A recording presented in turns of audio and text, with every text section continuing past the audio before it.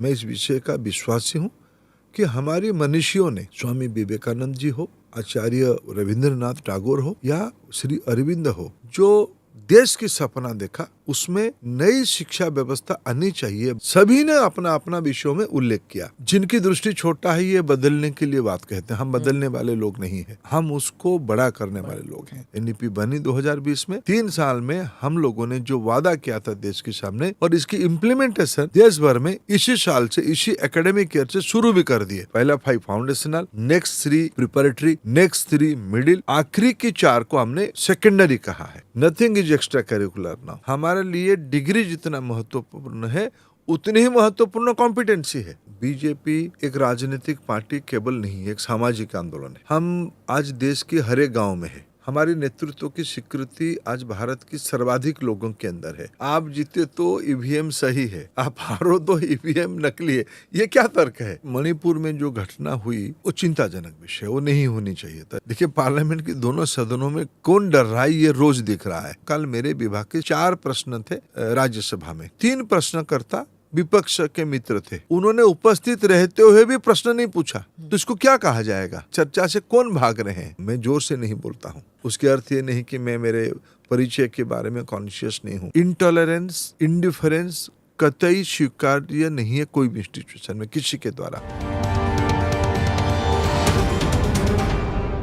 Namaste, Jai Hind. You're watching ANI Podcast with Smita Prakash. Many of you have written in requesting for specific guests to be brought into the show. We try our level best to bring those guests here into our studio. Today we talk about the new National Education Policy. Now, why the NEP? Why does it affect you and me? It does. It affects our children, it affects our future, and even those students who go on abroad to join companies outside the country or even lead them. The National Education Policy is going to impact on the future of billions of Indians. The literacy rate in India is 74.04%. The literacy rate in the US is 79%. The World of Statistics has released a report on the world's most educated population. In the list of top 20 countries, India and the US stood nowhere. This year, the Indian government has increased the budget allocation by about 8%. Is education a central subject or a state subject? Because often it becomes a quarreling matter. The Constitution had defined it as a state matter, but the Constitutional Amendment in 1976 brought it under the concurrent list, both centre and state. To speak on this vital topic, which affects all of us, we have in our studios today the Education and Skill Development Minister of India, Dharmendra Pradhan. Thank you, sir. आप ANI podcast में आए. Thank you very much. हम will begin with the new education policy, क्योंकि सब उसी के बारे में जानना चाहते हैं, क्योंकि ये सबको इम्पैक्ट करता है। हालांकि फॉर माई जनरेशन हम लोग एजुकेशन कर चुके हैं, स्कूल एजुकेशन, कॉलेज एजुकेशन हो चुका है, लेकिन सबके बच्चे हैं, ग्रैंड चिल्ड्रन हैं, और फिर the youth of the country. Everybody wants to know because it impacts on everybody and youth is the future of the country, चाहे हमारे कंट्री में और फिर बाहर जाके काम करते हैं। So they start running companies outside, so it impacts on everybody the Indian education policy. तो पहले तो ओल्ड एजुकेशन पॉलिसी क्या था, क्योंकि वहाँ पे क्रिटिसिज्म था कि ये रोट लर्निंग है, हम जो क्लास में जो सीखा है मेमोरी से उसको पेपर में डालना है। So that was the criticism about the old education policy. तो जो न्यू एजुकेशन पॉलिसी है वो इन कंपैरिजन कैसा है with the old education policy? Thank you Smita ji, आपने आपकी एक बहुत इम्पोर्टेंट पॉडकास्ट में मेरे को बात करने का अवसर दिया, इसके लिए मैं आभार हूँ, आभार प्रकट करता हूँ। आपने कहा कि ये नई पीढ़ी के लिए एजुकेशन, मैं उसको थोड़ा और व्यापक करना चाहूँगा। एजुकेशन तो लाइफ लॉन्ग है। एजुकेशन आपको भी चाहिए, एजुकेशन मेरे को चाहिए, रोज चाहिए। नया चीज़ सीखना, नया चीज़ जानना, ये तो जीवन की कांस्टेंट है, जीवन का अंतिम क्षण तक है। और आज के दिनों में जिस क्षण में हम लोग, जिस मोमेंट में हम लोग गुजर रहे हैं, इसमें तो जिस प्रकार के डिसरप्शन हो रहा है टेक्नोलॉजी के कारण, इस समय तो रोज हमको एक नई विषय के बारे में जानकारी होती है। फॉर एग्जाम्पल, भारत में चंद लोगों को ChatGPT के बारे में मालूम था। 6 महीना पहले किसी को ChatGPT क्या है इतना ये चर्चा में नहीं था। आज छोटे गांव तक ये बात पहुंच चुकी है कि चैट जीपीटी मनुष्य की क्रिएटिविटी को एक चुनौती है। इसलिए इस प्रकार की नई चीज आते रहेगा और एजुकेशन के बारे में जिंदगी का एक हिस्सा भारत की लोगों ने माना है, दुनिया के लोगों ने भी माना है। उससे अगर हम आगे जाते हैं, आपने स्पेसिफिक पूछा कि एनईपी 2020 की विशेषता क्या है और इसकी पिछले नीतियों से तुलना करने से ये कैसे दिखता है। मैं मानता हूं कि जब 2014 में लोगों ने प्रधानमंत्री श्री नरेंद्र मोदी जी पे अपना भरोसा जताया, उनको एक बड़ी जिम्मेदारी दी, उसमें एक प्रमुख एक्सपेक्टेशन रही कि भाई मोदी जी ने आज की आवश्यकता को ध्यान में रखते हुए भविष्य कैसे चलेगा, फ्यूचरिस्टिक कैसे होगा ये दुनिया, इसके लिए कुछ नीति बनाएंगे।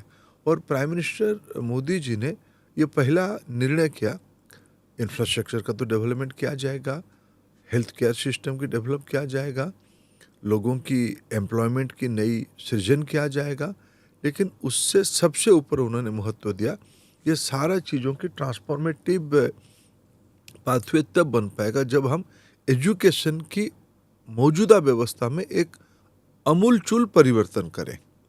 मैं जब मौजूदा एजुकेशन व्यवस्था कहता हूँ, मैं ये नहीं कहूँगा कि पोस्ट इंडिपेंडेंट एरा में हमारी देश की एजुकेशन ढंग से नहीं चली तो इसीलिए आज स्मिता जी आप वहाँ हो, मैं यहाँ पहुँचा हूँ। जी जी बिल्कुल। हम तो एक एजुकेशन प्रोसेस से आए हैं जी। लेकिन अगर उससे एजुकेशन ऐसा एक विषय है, उसको हम थोड़ा गहराई से देखते हैं।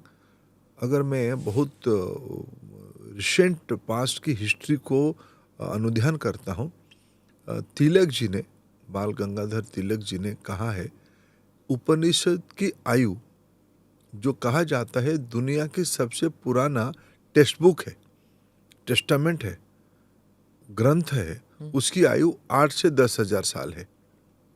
इसकी अर्थ है कि देखिए, अगर उदाहरण मैं आपको दूं, गीता, उस उपनिषद का एक आगे चल के एक प्रारूप आया है गीता। गीता के बारे में जो फिलोसॉफिकल बातें कही गई है आज भी यूनिवर्सल है। हाँ। यूनिवर्सल है। इसके अर्थ है, इसकी स्रोत कहाँ से है? इसका स्रोत अनंत काल से है। उसको एक टेक्स्ट बुक फॉर्म पे, उसको एक रिटिन फॉर्म पे, भाष्य पे, पहले उन दिनों में शायद वर्बल कम्युनिकेशन था, भाष्य में लाया गया, फिर बाद में उसको लिपि बनी, लिपि में उसके बाद किताबों में लाया गया, वो चलती आई है। ये हमारी गहराई है। चलते चलते चलते देश हमारा जितना जिस प्रकार की संक्रमण में गुजरा, जो आक्रांता हमारे देश में आए, उनके मन में सदैव एक रहा कि जब तक हम इस देश को इंटेलेक्चुअली ओवरपावर नहीं करेंगे तब तक हम इस देश की जियोग्राफी को अख्तियार नहीं कर सकते हैं। ये एक रणनीति रहता है, युद्ध नीति रहता है। तो सबने कोशिश किया, कॉलोनाइजिंग पावर्स जो आप कह रहे हैं, कॉलोनाइजिंग पावर जो हुई इस देश में आखिर हजारों सालों से तो ये चली आई है। ये सिर्फ केवल अंग्रेजों से चली ऐसा तो नहीं है। कुछ लोगों ने यहाँ देखे, यहाँ जब आए कुछ सोच के आए थे, कुछ यहाँ पहुंचे, यहाँ रियलिटी देखे और कुछ बन गया। ये अगर प्रक्रिया को हमें एक 10,000 साल के इतिहास को अगर पिछले कुछ हजारों सालों में हम देखते हैं कि भारत में आइडियाज आए, एजुकेशन से निकल के आइडिया आए। मैं अगर आपको कहूँ, माननीय प्रधानमंत्री जी की गांव है बड़नगर, गुजरात की बड़नगर। बड़नगर गांव में अभी भी आप जाओगे, वहाँ ASI वालों ने बहुत पुरातन चीज को निकाला है। वो चाइनीज स्कॉलर का ना, वंशा वही आए थे, केवल चाइनीज स्कॉलर नहीं है। भारत में देखिए, एक समय में हिंदुइज्म के साथ साथ बुद्धिज्म भी निकला, जैनिज्म भी निकला। ये हमारी भारतीय विचार प्रवाह के कई अनेक रूप निकले। ये तीनों की विभिन्न कालखंड में गुजरते हुए बड़नगर में मोनेस्ट्री था, महिलाओं के लिए अलग मोनेस्ट्री था। उसी को समझने के लिए चाइनीज परिव्राजक ट्रैवलर वंशा भी वहां आए थे। इसके अर्थ है कि हमारे देश में ये ज्ञान की शंकराचार्य जी दक्षिण से निकल के कश्मीर तक, पूरा भारत पर, कश्मीर तक सीधा नहीं पहुंचे। गोवर्धन पीठ गए, पुरी बनाए, द्वारका गए, श्रृंगेरी होके हाँ। आगे जाके कश्मीर तक पहुंचे, देश भ्रमण किए। आधार क्या था? आधार ज्ञान था, आधार एजुकेशन था। जी। इस विरासत को अगर हम आगे ले आते हैं, और रिसेंट पास्ट में विशेष करके जब अंग्रेज आए, ब्रिटिशर्स हमको बुद्धिमान कम्युनिटी थे, उन्होंने हमारी शिक्षा व्यवस्था पे गहरा चोट किया। मैकॉले जी की नेतृत्व में एक रणनीति बनी कि भारत की शिक्षा को डिरेल किया जाए। नई तालीम कहा गया, कभी गांधी जी ने उसको कहा, योगी अरविंद जी ने इंटीग्रल एजुकेशन की बात कही। ये सब भारतीय पद्धति की शिक्षा प्रणाली थी, जीवन प्रवाह में ये था। इसके लिए कोई अलग क्लासरूम सिर्फ लगाना, क्लासरूम से ही सिर्फ शिक्षा होती है, 9 से 5 में शिक्षा होती है, ऐसे नहीं था। मैं अगर कोई जिंदा जागता एक उदाहरण आपको दूं, रामायण लिखे वाल्मीकि, उसको भारत में लोकप्रिय कौन करवाए? लोकप्रिय आज मुनि तुलसीदास जी ने किया, दोहा बनाया उसमें। और आज भारत की लोक कथा में वो दोहा चलता है। कोई क्लासरूम में तो पढ़ाया नहीं गया है। ट्रूथ क्या है, कंपैशन क्या है, इमोशन क्या है, ये भारत की तथाकथित आधुनिक परिभाषा में अनपढ़ लोगों में भी है। उसके ऊपर 2 प्रवचन कर सकते हो। कहाँ से आया? वो आया ज्ञान से, शिक्षा से। उसको डिरेल करने के लिए मैकॉले मिनट्स में योजना बनाई है, जिसमें हम आज़ादी के उपरांत भी उस पद्धति को, जो मेरे को लगता है, एक मैं आज संजोग से प्रधानमंत्री जी की भरोसे के कारण शिक्षा के काम देखता हूँ, लेकिन मैं बचपन से मैं इस विषय का विश्वासी हूँ कि हमारी मनीषियों ने, स्वामी विवेकानंद जी हो, आचार्य रविंद्रनाथ टैगोर हो, या श्री अरविंद हो, या महात्मा गांधी जी हो, भारत की मनीषियों ने जो देश की सपना देखा, उसमें नई शिक्षा व्यवस्था आनी चाहिए, भारतीय शिक्षा व्यवस्था आनी चाहिए। सभी ने अपना अपना विषयों में उल्लेख किया। प्रधानमंत्री नरेंद्र मोदी जी उस बातों को आगे लेते हुए, जिसमें अभी तक जो व्यवस्था हमारी बनी, और पिछले दिनों में, पिछले 75 साल में हमने कई क्षेत्र में, कई फील्ड में हम अपना एक्सेलेंसी दिखाए। भारत की स्ट्रेंथ है मैथमेटिक्स, भारत की स्ट्रेंथ है कंप्यूटिंग, भारत की स्ट्रेंथ है क्वांटम कंप्यूटिंग। इसीलिए आज भारत की बौद्धिक क्षमता सुंदर पिचाई के नाम पे आए हैं, सत्य नाडेला के नाम पे आए हैं। ये सब आईटी क्षेत्र के ऐसे ही नहीं बने ग्लोबल जायंट, डीएनए में कुछ है। तो फिर बदलने की क्या जरूरत? बदलना नहीं है उसको। देखो, जिनकी दृष्टि छोटा है, ये बदलने के लिए बात कहते हैं। हम बदलने वाले लोग नहीं हैं, एक्सपेंशन। हम उसको बड़ा करने वाले लोग हैं।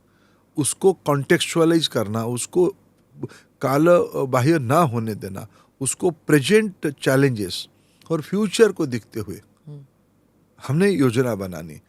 आज वैश्विक आवश्यकता को पूरा करने के लिए ग्लोबल कंसर्न है सस्टेनेबिलिटी। मैं आपको और एक उदाहरण दूं, पर्यावरण सबकी चिंता की विषय विश्व में बनी है। यूएनओ से लेके सारे तमाम देश की लीडरशिप, वो COP20 जैसे फोरम, उसके बारे में चर्चा करती है। G20 में भी उसके बारे में चर्चा होती है। हमारी भारत की जीवन प्रवाह में क्या था? भारत में हम प्रकृति को देवता तुलन पूजा करते हैं। हमको कभी कहा गया तो सांप सपेड़ों की देश है। पेड़ को पूजा करते हैं, पानी को पूजा करते हैं, मिट्टी को पूजा करते, हम करते हैं। पूजा कोई रिचुअल्स के लिए नहीं करते हैं, करने के लिए नहीं करते हैं, ये विज्ञान है। आज सब समझ रहे हैं कि पानी में, एयर में पेड़ हमको ऑक्सीजन देता है। उसको कैसे हम उसको भगवान मानते हैं, उसको श्रद्धा से जुड़ते हैं। इसीलिए पीएम साहब ने कहा है कि मिशन लाइफ होनी चाहिए। अपनी जिंदगी को ठीक करो, विश्व की पर्यावरण ठीक हो जाएगा। अपने आपके हिस्से का करो, उसमें से एक जन आंदोलन बनेगा, सब लोग उसमें से जुड़ जाएंगे तो ठीक हो जाएगा। ये भारतीय सोच है, इसलिए हम कुछ नहीं परिवर्तन कर रहे हैं। जो कॉन्टेक्चुअलाइज कर रहे हैं, जो पुराने चीज था उसको सिर्फ याद दिला रहे हैं, और आज की परिभाषा में उसको अंकित कर रहे हैं। ओके, यही है NEP 2020। मैं नट्स एंड बोल्ट्स की बात करती हूँ। जो पहले वाला जो मोड था वो था 10+2+3 10 साल आप स्कूल में, 2 साल प्री कॉलेज प्री यूनिवर्सिटी होता था, और हमारे बहुत से दर्शक होंगे जो who have gone through that, आप भी उसी के प्रोडक्ट हैं, मैं भी उसी के, और जो 3 था वो कॉलेज में था। सो 10+2+3। अब जो मॉडल है वो है 5+3+3+4। अब इस मॉडल को ये क्या हर जगह इस्तेमाल किया जाएगा, और इसको कैसे कितने साल स्कूल में होगा, कितने साल कॉलेज में, और and are our teachers equipped to handle this? देखिए, आपने जो शुरू किया कि आप और हम पढ़े हैं 10+2+3 में, जी हम उसी में से क्लास 1 से लेके अपना ग्रेजुएशन पूरा किए। जी। फिर जो पोस्ट ग्रेजुएशन होगा उसके लिए रिसर्च अलग, वगैरह क्यों हाँ। आगे, लेकिन बेसिक यही स्ट्रक्चर था। उसकी पहले क्या था, 11+1, एक समय था 11, हाँ। 11+1 हाँ +2, हाँ। फिर एक समय में 11+2+2। अच्छा। इस प्रकार की सब रचना हाँ। बदले। एक विषय एनईपी की जो टोली कस्तूरी रंगन जी के नेतृत्व में बनी थी, उनको मैं एक बार पूछा कि ये रेशनल क्या है ये 5+3+3+4 करने में, हाँ। तो इसमें 3 जोड़ा क्यों आप ज्यादा? तो उन्होंने कहा कि विश्व की विशेषज्ञों ने, ग्लोबल एक्सपर्ट ने इस विषय पे आज कॉन्सेंसस है, साइकोलॉजिस्ट और क्लिनिकल हेल्थ वाले लोग ये कह चुके हैं कि एक बच्चा जब एज 3 में आता है, आयु 3 में पहुंचता है, 3 से 8 के अंदर उसकी ब्रेन की डेवलपमेंट 80% हो जाता है। तो वो कहाँ तक आता है? तो वो क्लास 2 तक आता है। इसीलिए पहली बार भारत में अर्ली ईसीसी, जिसको हम कहते हैं अर्ली चाइल्डहुड केयर को, चाइल्डहुड केयर एंड एजुकेशन को, हमने फॉर्मल एजुकेशन सिस्टम की रिकमेंडेशन एनईपी ने किया, उसको हम इम्प्लीमेंट करना शुरू कर दिए इसी साल से। पहले आंगनवाड़ी था, हाँ। अभी भी है, शहरों में प्ले स्कूल था, जो संपन्न घर के बच्चे हैं वो प्ले उसमें वो स्कूल भेज जाते हैं। पाते थे। जी। लेकिन वो नीति नहीं था कि भाई आप बाल वाटिका शुरू करोगे।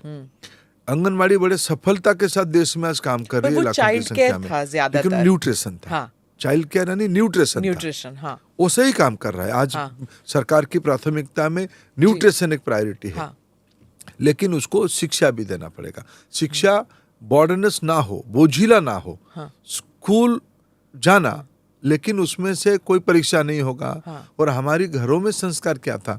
कथा, कहानी, स्टोरी, सॉन्ग, डांस, उसी में से छोटा नन्हा बच्चा अपने लैंग्वेज, अपने और इसमें भाषा, मातृभाषा भी होगा शायद जुड़ा होगा। स्वाभाविक। देखिए, बच्चे की जब मातृभाषा के महत्व क्या है, मातृभाषा की महत्व, अगर बच्चा जिस शब्द में पहला शब्द, जिस आवाज को पहला वो समझता है, उसके कान पे जाता है, या जो पहला शब्द वो बोलता है, जिस भाषा में बोलता है, सबकी मातृभाषा अलग अलग है जी। हजारों संख्या में मातृभाषा हमारे देश में है। आज ये सारे मातृभाषा में अगर वो प्रारंभिक दिनों में लिखेगा और पढ़ेगा, तब उसकी चिंतन, तर्क और अनुसंधान, थिंकिंग, लॉजिक एंड रिसर्च, इसी में से जो क्रिटिकल थिंकिंग, समग्र विकास के बारे में मौलिक चिंतन होती है उसकी, यह परिप्रकाश होगा। इसीलिए सरकार ने प्राथमिकता दिया है, फाउंडेशनल स्टेज कहा है पहला 5 को। ओके। इसको बाल वाटिका 1, 2, 3, हाँ। उसको KG 1, 2, 3 भी कहा जा सकता है। और उसमें क्लास 1 और 2, जिसकी एक मैं मानता हूं सबसे बड़ा रिकमेंडेशन एनईपी का कोई है, आपने 2 विषय उल्लेख कर ही दिया, ये मैं इसको 5 को मानता हूं, कोहॉर्ट 5 फाउंडेशनल। दूसरा, भाषा, किस भाषा में पढ़ना चाहिए, उसके लिए मटेरियल क्या उपलब्ध है। मैं आज, आप जब एनईपी 3 साल पूरा होने जा रहा है, मोदी जी की नेतृत्व में एनईपी बनी 2020 में, और 29 जुलाई को बनी, हाँ जी। इम्प्लीमेंटेशन शुरू हुआ। 1 साल कोरोना के कारण थोड़ा डिरेल्ड हुआ, अभी फिर एकदम ऑन ट्रैक है। ये जब 3 साल पूरा कर रहा है, 3 साल में हम लोगों ने जो वादा किया था देश के सामने, जिम्मेवारी पीएम साहब ने लिया था, उसको हमने फाउंडेशनल सेगमेंट के लिए टीचिंग लर्निंग मटेरियल बना दिए, क्लास 1, 2 का टेक्स्ट बुक बना दिए, और इसकी इम्प्लीमेंटेशन देश भर में इसी साल से, इसी एकेडमिक ईयर से शुरू भी कर दिए, यानी एनईपी अनरोल। ओके। एंड ये क्या राइट टू एजुकेशन में आ जाता है कि हर गांव में, हर शहर में, हर कस्बे में जो है वहाँ पे लोग जा सकते हैं कि हाँ, अंडर राइट टू एजुकेशन हम अपने बच्चों को यहाँ पे एडमिशन करवा सकते हैं बाल देखिए, वाटिका राइट में। टू एजुकेशन डील किया है क्लास 1 to 8 तक। इसमें वो नहीं आता। देखिए, हाँ। ऐसी चीज है कि जरूर उसमें कोई एक पॉलिसी बनाते हाँ। हुए उसकी व्यवहारिकता को भी ध्यान रखना जी, पड़ेगा। जी। आपने एक सब विषय का टीचर का क्या होगा। हाँ। अभी आंगनबाड़ी में एक नेटवर्क है, हाँ। प्ले स्कूल्स में एक नेटवर्क है। मूल विषय उस टीचर की कैपेसिटी क्या होनी चाहिए, उस टीचर कैसे होनी चाहिए, ये सारे विषय है। और ये कोई फैक्ट्री प्रोडक्ट तो नहीं है जी, जी। कि आपने एक रॉ मटेरियल चार डाल दिया और उसमें कुछ बिल्कुल। समय में प्रोसेसिंग किया और एक प्रोडक्ट निकल गया। ये एक इवोल्यूशनरी प्रक्रिया है। ठीक है। इसीलिए सरकार ने कुछ थॉट की क्लैरिटी लिया है। तो ये 5 हो गया, फिर वो 3+3 कौन है? फिर आगे चल के जब बच्चा स्टैंडर्ड 3 में जाएगा, हाँ। 3 to 5 नेक्स्ट 3 हुआ। हाँ। उसको हमने कहा प्रिपरेटरी। ओके। उसमें से वो जब फाउंडेशन के बाद वो थोड़ा शेप लेने लगेगा, हाँ। उसमें वो आएगा प्रिपरेटरी में। हाँ। फिर आएगा 6, 7, 8 नेक्स्ट 3। हाँ। उसको कहा कि हमने मिडिल सेक्शन कहा ओके। गया। हाँ। फिर आएगा जो ओरिजिनली जिसमें से वो एकदम तेजी पकड़ेगा उसकी विकास की, वो है क्लास 9, 10, 11 and 12। ओके। ये लास्ट 4 है। हाँ। इसलिए पहला 5, फिर पहला 5 foundational, next 3 preparatory, next 3 middle, आखिरी की 4 को हमने सेकेंडरी कहा है। इसमें एग्जाम सिस्टम में कोई फर्क आएगा? बोर्ड एग्जाम जब जो होता था, एक central board of secondary education के अंडर भी आता है, तो एक आईसीएसई सिस्टम भी होता है, स्टेट बोर्ड्स होते हैं, तो क्या इसमें कोई बोर्ड एग्जाम होंगे? इसमें टेस्टिंग कैसे होगा? देखिए, अभी भी तो क्लास 10 और 12 में हमारी बोर्ड है, वो रहेंगे। हमारी देश में 60 से ज्यादा बोर्ड है। शिक्षा एक कॉन्करेंट सूची जी। में विषय होने के कारण हाँ। राष्ट्रीय स्तर पे सीबीएसई सबसे बड़ा बोर्ड है। मैंने संख्या में यूपी की बोर्ड उससे ज्यादा होगा, लेकिन ऑल इंडिया बोर्ड कहें तो सीबीएसई एक नेशनल बोर्ड है। एनआईओएस जो डिस्टेंस लर्निंग के लिए, ओपन स्कूल्स के लिए, वो एक नेशनल बोर्ड है। आईसीएसई भी एक बोर्ड है। कुछ विदेश के 1-2 बोर्ड भी भारत में काम करते हैं। उसके अलावा हर एक राज्य में एक से ज्यादा बोर्ड है। ये बोर्ड्स ने अपना परीक्षा, अभी देश की पॉलिसी के हिसाब से बोर्ड परीक्षा होती है स्टैंडर्ड 10 और 12 में। यहाँ एनईपी ने थोड़ा उसको और व्यापक किया है। क्या मिडिल लेवल पे ये सेकेंडरी के 8 स्टैंडर्ड के बाद माने मिडिल लेवल के ऊपर भी एक बोर्ड हो सकता है क्या? एक थॉट प्रोसेस है, एनईपी ने रिकमेंड किया है। लेकिन एनईपी की सबसे जो अलग एक अनोखा रिकमेंडेशन है कि बच्चे की होलिस्टिक प्रोग्रेस रिपोर्ट बननी चाहिए। एग्जामिनेशन तो चाहिए, असेसमेंट भी उतनी महत्वपूर्ण है। आज टेक्नोलॉजी के जमाने में हमारे देश में 260 मिलियन बच्चे हैं, यानी 26 करोड़ बच्चे हैं। हमारे देश में 15 लाख से ज्यादा स्कूल है। हमारे देश में 1 करोड़ स्कूल टीचर हैं। प्रधानमंत्री जब मुख्यमंत्री के दायित्व में थे गुजरात में, तब उन्होंने एक इनिशिएटिव लिया था, विद्या समीक्षा केंद्र। उसकी अर्थ है गुजरात की सभी विद्यार्थियों की 360 डिग्री डाटा उस डाटा बैंक में आ जाएगा, डाटा सेंटर में आ जाएगा। 360 डिग्री मतलब? यानी वो कैसा, उसका हेल्थ कैसा है, उसकी अच्छा। पढ़ाई कैसा है, उसकी ओके। टीचर के कैसा सिर्फ स्वभाव है। नंबर के नहीं है, नहीं, सिर्फ क्लास उसकी में। पूरा एक होलिस्टिक डाटा उसके ऊपर आएगा, उसके ऊपर असेसमेंट होगा। अभी एनईपी ने रेकमेंड किया है कि उसको पैन इंडिया एक्सपेंशन करना। विद्या समीक्षा केंद्र अभी अखिल भारतीय हो रहा है। ये एडवाइजरी है या नो, कई राज्यों ने अपने बच्चों को, मैंने गुजरात हाँ। के उदाहरण दिया, उसको हमने एक ऑल इंडिया पैटर्न बनाया, लेकिन कई राज्यों ने लगभग, हमारी भारत सरकार की एक स्कूल्स में एक पोर्टल है यूडाइस, उसमें से एनुअली एक बार वो अपना स्कूल की बेसिक डाटा डालते हैं। टीचर कितने हैं, कितने स्टूडेंट्स है, कौन सी क्लास में कितने हैं, उनकी फिजिकल इंफ्रास्ट्रक्चर क्या है उस स्कूल में, सब रहता है। लेकिन अभी आवश्यकता है और संभव भी है इसको डायनेमिक करना। उस स्कूल में इलेक्ट्रिसिटी क्या है, बच्चे की नोटबुक में कैसे परफॉर्मेंस हुआ।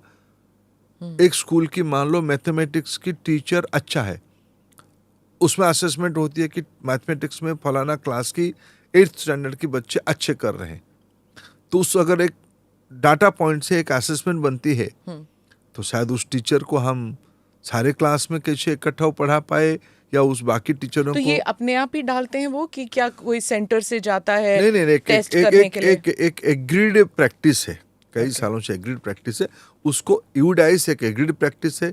कई राज्यों ने अपने अपने डाटा मैट्रिक्स बना लिया है, इसको एक ऑल इंडिया प्लेटफॉर्म पे जोड़ना एनईपी ने रेकमेंड किया है।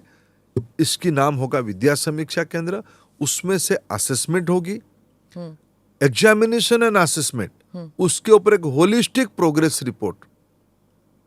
ये एनईपी की एक प्रमुख रिकमेंडेशन है, हम उसी दिशा में अपने तैयारी को कर रहे हैं। ओके सर, पहले होता था ना कि जैसे एक साइंस स्ट्रीम होता था, एक आर्ट स्ट्रीम होता था, उसके बाद साइंस, आर्ट्स एंड कॉमर्स, और कई दशक तक ये 3 स्ट्रीम्स फिक्स थे कि आप 10th स्टैंडर्ड तक आपको डिसाइड करना होता है कि आप साइंस करना चाहते हैं, आर्ट्स करना चाहते हैं या कॉमर्स करना चाहते हैं, और उसी हिसाब से +2 में होता था। क्या अब ये जो 5+3+3+4 जो अब कर रहे हैं, क्या इसमें भी वैसे ही कंपार्टमेंटलाइज होगा, या फिर जो बच्चा साइंस पढ़ना चाहता है वो कॉमर्स भी पढ़ेगा, vocational study, skills, extra curricular activities, ये सब मर्ज होंगे कि नहीं? क्योंकि जो एक्स्ट्रा करिकुलर एक्टिविटीज़ थे वो ऑप्शनल थे, तो जब तक आप 9th-10th स्टैंडर्ड में आ गए तो एक्स्ट्रा करिकुलर तो आप कोई टीचर करने ही नहीं देता था, क्योंकि उसमें मार्क्स नहीं मिल रहे हैं। पेरेंट्स भी नहीं एजुकेशन में वो फोकस करते कि इसके लिए तो क्या, ये तो फालतू का काम है, आप इसमें कर रहे हो, you will not get admission. मतलब I am telling you from my experience also, my parents सारा टाइम एक्स्ट्रा करिकुलर, सारा टाइम पढ़ेगा कब? पढ़ेगा, हाँ, तुम्हें एडमिशन नहीं मिलना। और मुझे वैसे काम वगैरह तो मेरा एक्स्ट्रा करिकुलर से ही आया है, but I am just saying to you that वो बहुत वाटर टाइट कंपार्टमेंट्स होती थी। तो अब क्या होगा? स्मिता जी, आप ही का अनुभव ही एनईपी है। आपने जो एकदम एक अपना खुद को एक केस स्टडी बनवाया ना, हाँ। कि जिसको मेरे पेरेंट्स ने एक्स्ट्रा करिकुलर करके मेरे को करने नहीं देते थे। हाँ, आपकी स्पीकिंग कैपेसिटी, आपकी हाँ। लीडरशिप कैपेसिटी, आप इसमें कैसे आएगी? आप गाना गाओगे तो आएगी, हाँ। आप वो स्पीच ऑल इंडिया दोगे तो रेडियो आओगे। में जाके वॉइस ओवर करने के लिए इसमें क्या मिलता है तुमको? 5 रुपीज। Exactly. इससे क्या होगा? ये जो आपकी बचपन की मोटिवेशन हाँ। था, जो आपने आपकी स्वयं की इच्छा से किया, व्यवस्था नहीं थी और समाज में उसकी एक्सेप्टेंस नहीं था, उसी को अभी एनईपी ने हमने बदला है। Okay. Nothing is extra curricular now, oh, सारा चीजों को। इसीलिए एनईपी ने कहा क्लास 6 से, हाँ। आपने एक फंडामेंटल प्रश्न पूछा कि आगे कैसे देखते हो आप, उसमें करोगे क्या? ये तो वर्टिकल हो गया, 5+3+3+4 हो गया, हाँ। लेकिन उसमें पढ़ाओगे क्या? हाँ। देखिए, उसमें क्लास 6 से, यानी आपकी मिडिल लेवल से स्किलिंग एंड वोकेशनल एक मेनस्ट्रीम एजुकेशन की पार्ट होगा। ओके। आपकी रुचि को, हाँ। आपकी रुचि के हिसाब से आप पढ़ना शुरू करोगे। हाँ। उसमें भी एक सब्जेक्ट करके जब पढ़ोगे, उसमें भी एग्जामिनेशन होगा, उसमें भी आपको मार्क मिलेगा। जो एक बेसिक बंधन था, एक रेस्ट्रिक्शन था, मेंटल रेस्ट्रिक्शन था, उसमें मार्क मिलेगा ही नहीं तो पढ़ना क्यों? जी। ये इसमें से उभर जाएगा, चॉइस दे दिया जाएगा, इसमें कहा कि इसको वाइड किया जाएगा। फिर आगे जब क्लास 9 तक आएगा, 9 to 12 के अंदर, ये 4 साल में, विशेष करके 9 और 10 में, ये तो जनरल स्टूडेंट्स तक सभी लोग सभी चीजें पढ़ेंगे। आगे चल के उसमें से स्पोर्ट्स भी आएगा, कल्चरल एस्पेक्ट ऑफ सोसाइटी आएगा, यानी गाना, डिबेटिंग करना, स्टोरी टेलिंग। देखो, आज के आधुनिक दिनों में ये जो आप और हम कर रहे हैं, हाँ। रेडियो जॉकी, पॉडकास्टिंग, ये कितना बड़ा प्रोफेशन हो चुका है। जी। जी। इसके लिए बच्चे हाँ। शुरू से ही रुचि रखते हैं, वो मैथमेटिक्स भी पढ़े, हाँ। वो सेमीकंडक्टर भी पढ़े और स्पीकिंग प्रैक्टिस भी करे। हाँ। ये भी एक सब्जेक्ट हो सकता है उसके लिए। हाँ। ये सब व्यवस्था, अब जब हम भी नया टेक्स्ट बुक बना रहे हैं, उस टेक्स्ट बुक में लगभग 150 सब्जेक्ट रहेंगे, उसकी सब सब्जेक्ट रहेंगे। माने वोकेशनल की तो अपने आप में 50 सब्जेक्ट हो जाएगा।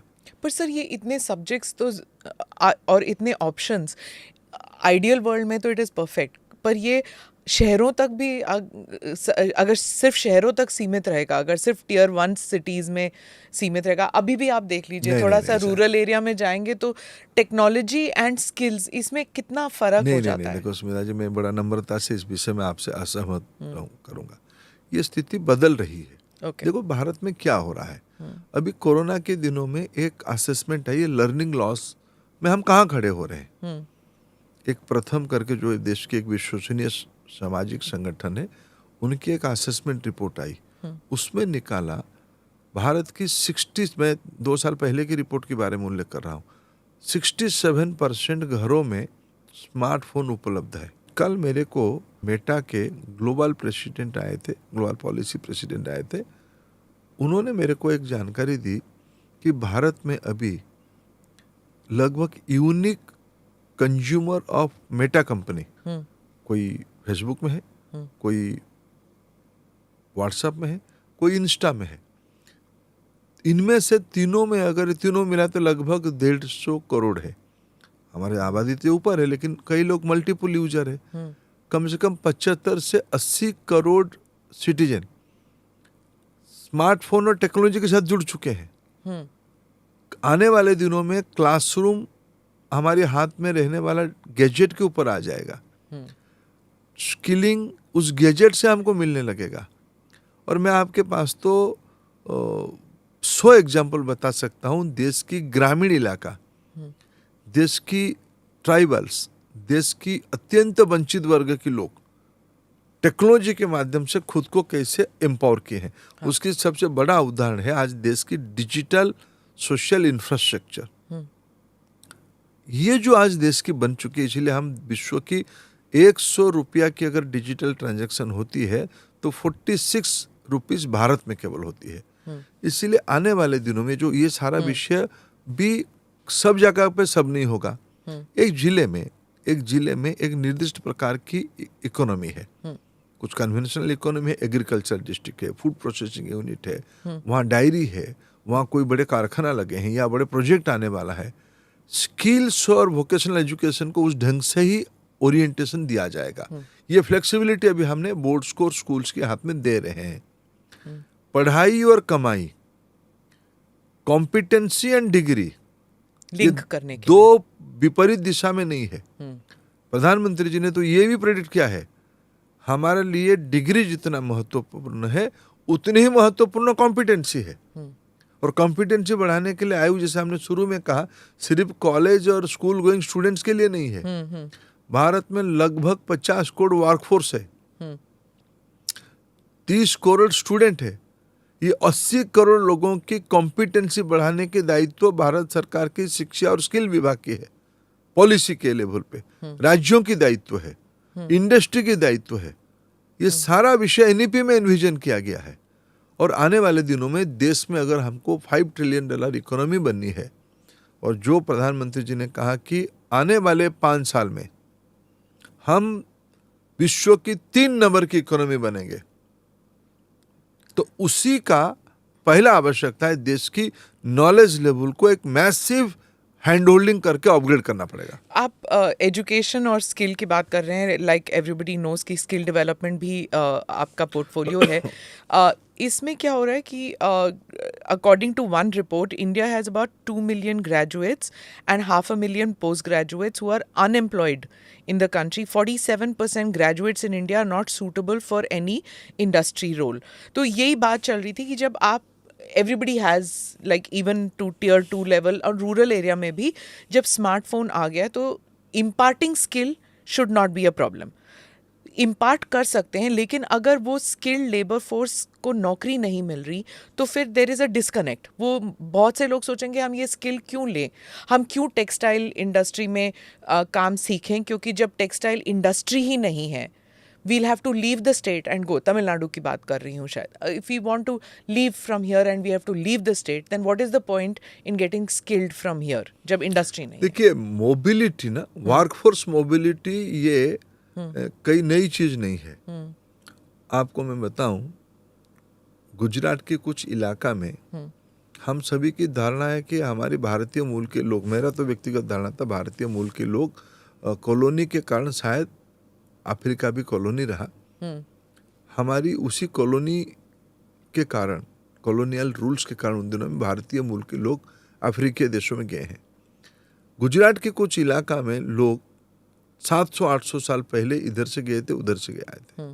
उड़ीसा के कोणार्क मंदिर में जो हजारों साल पहले बना जिराफ की स्केच है, जिराफ की ऑस्ट्रेलिया चित्र। से आए हैं उसका तो मतलब। फिर तो मोबिलिटी कहाँ से कहाँ तक था, हाँ, ये पुरानी चीज है। ठीक है। आज अभी जो कोरोना पिछले दिनों में हम सबको चपेट में लिया, उस कोरोना के समय में जो मोबिलिटी की एक स्पष्टता सबके मन में आई, मैं कहूँ स्पष्टता, कई प्रकार की भ्रांति उस समय में हुई थी। लोग कैसे जाएंगे, कहाँ जाएंगे, फिर इकोनॉमी रिज्यूम करेगा कि नहीं करेगा। लोग रहे, लोग लौटे, लोग फिर दोबारा लौट के गए वर्क प्लेस में, फिर हमारी इकोनॉमी पटरी पे आ गया। ये सारे को देखते हुए आज मोबिलिटी एक कोई आइसोलेटेड चीज और रेस्ट्रिक्टिव चीज नहीं रहा है। देश एक बड़ा वर्क प्लेस बन चुका है। देश की फंडामेंटल्स, इसीलिए देखिए सरकार की एनाबलिंग पॉलिसीज को देखिए। हमने जब कहा one nation one ration card, उसकी अर्थ क्या है? मोबिलिटी की हिंड्रेंस क्या होती थी, हर्डल्स क्या होती थी? गांव में रेशन कार्ड बना है, काम करने के लिए शहर को गया, देश राज्य छोड़ के गया, तो रेशन कार्ड तो गया।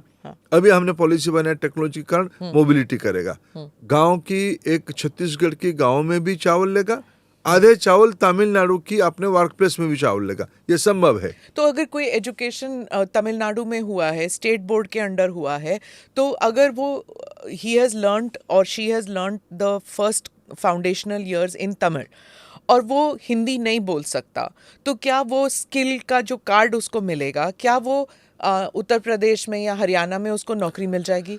देखिए, मैं आपको एक, जहाँ हम लोग बैठे हैं ना आपके ऑफिस में, जी शायद इसके पास ये जो हमारे कॉमनवेल्थ के समय में स्टेडियम सब इसके आसपास है। हाँ।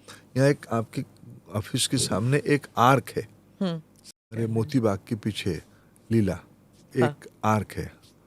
आर्क बनाने वाला उस समय में, एक याद करो पिछले 10-12 साल पहले एक एक्सीडेंट हुआ उस आर्क को बनते हुए, उस ब्रिज को, फुट ओवर ब्रिज बन अचानक मेरे गांव के लड़का उसमें से पीड़ित हो गया। मेरे को गांव से फोन आया, उड़ीसा गांव से, मेरे गांव से, नेटिव गांव से। तो वहां मैंने खबर लिया, यार ये ऐसा हमारा लड़का यहाँ कैसे आया। वो लड़का उसकी सुपरवाइजर कैटेगरी में था, वो बड़ा चोट आई उसकी, ट्रॉमा सेंटर में रख के उसको चिकित्सा किया गया। तो उसमें ना उसको उड़िया छोड़ के, हिंदी तो छोड़ दूर का बात है, ना इंग्लिश आता है ना हिंदी आता है, लेकिन वो उस कंपनी की बहुत इंपॉर्टेंट वर्कफोर्स था। कंपनी का मालिक ने उसकी पूरा चिंता किया। अभी कोरोना में उड़ीसा की एक लड़कियों की टोली तमिलनाडु की तिरुपुर में काम कर रही थी, और सब पिछड़े ग्रामीण इस प्रकार की पृष्ठभूमि की लड़की थे, काम कर रहे थे तमिलनाडु में। देखो, भाषा कभी रेस्ट्रिक्शन नहीं बनी है, ना आने वाले दिनों में बनेगा। आप धीरे धीरे आप किसी भी प्रदेश में जाओ, आप 3 दिन रहोगे, आप 30 शब्द अपने आप में समझ जाओगे, क्योंकि भारत की भाषाओं की बहुत इंटरकनेक्टिविटी, भावात्मक और उसकी जो फोनेटिक्स दोनों में है। इसलिए मैं सबको रेस्ट्रिक्शन नहीं मानता हूँ, उसको मैं कॉम्प्लीमेंट्री टू ईच अदर मानता हूँ। सभी भारतीय भाषा है, सभी भारतीय भाषा में अंतर्निहित संपर्क है, सभी की भावार्थ एक जैसे है। कहीं हम उसको पानी बोलते हैं, कहीं उसको हम नीर बोलते हैं, कहीं उसको हम पानी बोलते हैं, कहीं उसको जल बोलते हैं, लेकिन समझ तो आ ही जाती है जी। ये सब रेस्ट्रिक्टिव चीज नहीं है। हमें, लेकिन आपने जो मूल विषय उठाया कि भाई इसको आप इतने बड़े देश में इसको पहुंचाओगे कैसे, उसको एक रेस्पेक्टेबल लिविंग और अर्निंग की व्यवस्था कैसे करोगे। इसीलिए हमारी सरकार ने प्रायोरिटी दिया है वेल्थ क्रिएशन में। कभी एजेंडा में होती थी जॉब क्रिएशन होनी चाहिए। जॉब क्रिएट कब होगा? जब वेल्थ क्रिएट होगा। आज देश में 1 लाख स्टार्टअप की एक नेटवर्क बनी है। वेल्थ क्रिएशन को हमेशा नेगेटिवली देखा जाता था हमारे कंट्री में। हम वो सोशलिस्टिक माइंडसेट में थे फॉर सो मेनी इयर्स कि पैसे के बारे में एक बात नहीं करना, और जो पैसे बनाता है उसको वल्गैरिटी से देखा जाता था। That wealth creation is something to be look down upon, but वो चेंज हो गया। ये तो सभ्यता के शुरू से ही, अगर हम उसको वर्णन करें, सृष्टि कहे, धनिक वर्ग कहे, ये कभी तो निंदा के विषय था नहीं ना। उसकी भी वैल्यूज था। वो समाज के जितने सारे, भारत में जितने सारे प्री कॉलोनी एरा में जितने सारे बड़े चीज बना है, बनाया कौन? तालाबों को देखो, चोल्ट्रीज को देखो, धर्मशालाओं को देखो, मंदिरों को देखो, मंदिरों से जुड़ी हुई फूड सिक्योरिटी के प्रोग्राम को देखो। समाज की संपन्नों ने तो बनाए हैं। अगर मैं उड़ीसा चाहता हूं, मैं उड़ीसा में 3 बड़े मंदिरों को देखता हूं। जगन्नाथ जी का पुरी, कोणार्क का सूर्य भगवान का मंदिर और शिव जी का मंदिर भुवनेश्वर में लिंगराज। ये हजारों साल पुराने मंदिर। वहां तो कोई उस समय में गवर्नमेंट ऑफ इंडिया की बजट एलोकेशन नहीं हुई होगी। या उड़ीसा में कोई सरकार ऐसा नहीं होगा कि उनकी बजट से दिए होंगे। समाज में संपन्नता था, समाज ने बनाया होगा, नहीं तो उन्होंने जो टैक्स दिया उसी में से उनकी व्यवस्था बनाई होगी। पूरा दक्षिण की चीजों को देखो, देश की वाटर बॉडी को देखो। मध्य प्रदेश की, अभी मैं आईआईटी इंदौर में था, आईआईटी इंदौर ने एक स्टडी निकाला है जो मध्य प्रदेश की, आज के मध्य प्रदेश की जितने वाटर बॉडीज है उसकी इतिहास उन्होंने लिखा, स्टडी किया, साइंटिफिक स्टडी किया। हजारों सालों में मध्य प्रदेश की जो रेन वाटर रेशियो है, बारिश में जितना पानी होता है उसके कैलकुलेशन कई सालों से है, उसकी टोटल वॉल्यूम और मध्य प्रदेश की वाटर बॉडी की कैरिंग कैपेसिटी दोनों लगभग एक है। तो उसको कौन बनाया था? उस समय उन दिनों में इतने सारे विश्वविद्यालय बने थे, इसलिए वेल्थ क्रिएशन को यहाँ एक भ्रम में, जो भारत की आत्मा को नहीं पहचानने वाले लोग, उसको आपने जैसे सारे शब्द बोले कहा, जिसके पास थोड़ा संपन्नता आई उसको हमने नीचा देखा। प्रधानमंत्री जी देश के पहला नेता होंगे जिन्होंने लाल किले के मंच में कहा कि I need wealth creator in my society. मैं उनको प्रोत्साहन देना चाहता हूँ, मैं उनको मदद करना चाहता हूँ, मैं उनकी कामों में बाधा नहीं बनना चाहता हूँ। Let they do. इसीलिए तो उन्होंने कहा मिनिमम गवर्नमेंट मैक्सिमम गवर्नेंस। उसके अर्थ क्या है? It's the duty of a citizen, I think, specially in a developing country, to create wealth. क्योंकि आप अगर एज अ सिटीजन अगर आप वेल्थ क्रिएट करोगे, आप 10 लोगों को नौकरी दे सकते हो। That trickle down effect will be there. अगर आप भिक्षा पे ही आप करने लगोगे कि हाँ that is the right thing to do, is not to be wealthy, you're not going to help the society in any manner. I mean, that's my view. But anyway, I just wanted to also ask you, sir, जब ये बात कर रहे थे universal education वगैरह की, there's a little bit of a criticism that comes in. जैसे कर्नाटका ने कहा कि हम अपना ही एजुकेशन पॉलिसी निकालेंगे, सिद्धरामैया जी ने कहा कि ये जो यूनिफॉर्म एजुकेशन सिस्टम है ये हमारे कंट्री में लागू नहीं कर सकते क्योंकि हमारे यहाँ डाइवर्सिटी इतनी है। आपने यूनिटी की बात जब की आप जल, नीर, तोय, वारी, हर जगह अलग अलग तरीके से पानी को ही कहा जाता है। लेकिन उनका कहना है और तमिलनाडु का भी कहना है कि ये एजुकेशन पॉलिसी जो है, जो सेंटर थोप रही है स्टेट्स पर और हम अपना ही करेंगे। तमिलनाडु तो has even gone to court over this. तो आप कैसे रीअश्योर कर सकते हैं to Indians around everywhere in all over the country that this is not going to be thrusting one education model? आपने 2 राज्यों के नाम लिया, मैं दोनों की अनुभव कहता हूँ, और जो बात कह रहे हैं वो शायद एक राजनीतिक भाषा में वो कह रहे हैं, वास्तविकता ऐसे नीचे नहीं है। अब तक ये एक धारणा था कि हम रीजनल लैंग्वेज कहते थे।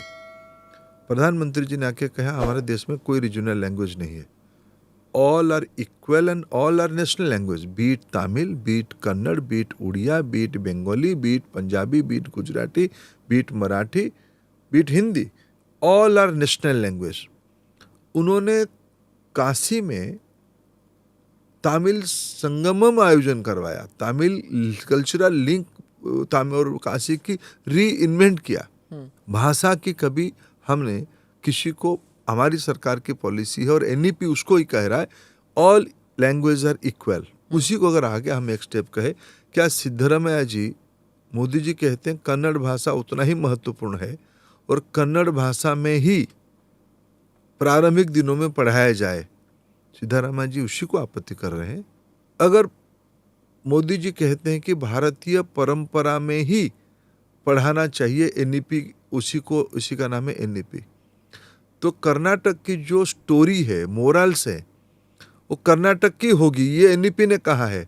क्या सिद्धरामैया जी किसी को खुश करने के लिए सिर्फ मोदी विद्वेष में उसी को अपोज कर रहे हैं? क्या अगर हम कहते हैं कि इंटरनेशनलाइजेशन करेंगे, बेंगलुरु है क्या? बेंगलुरु भारत की इंटरनेशनलाइजेशन की एक एक्सपेरिमेंट लैबोरेटरी है। भारत की आईटी कैपेसिटी बेंगलुरु में ही बनी है, बेंगलुरु से ही बनी है। क्या एनईपी उसको और एक्सपोनेंशियल ग्रोथ की बात कह रही है? क्या सिद्धरामैया जी बेंगलुरु को खत्म करना चाहते हैं? तो वो तो एक भ्रम में है।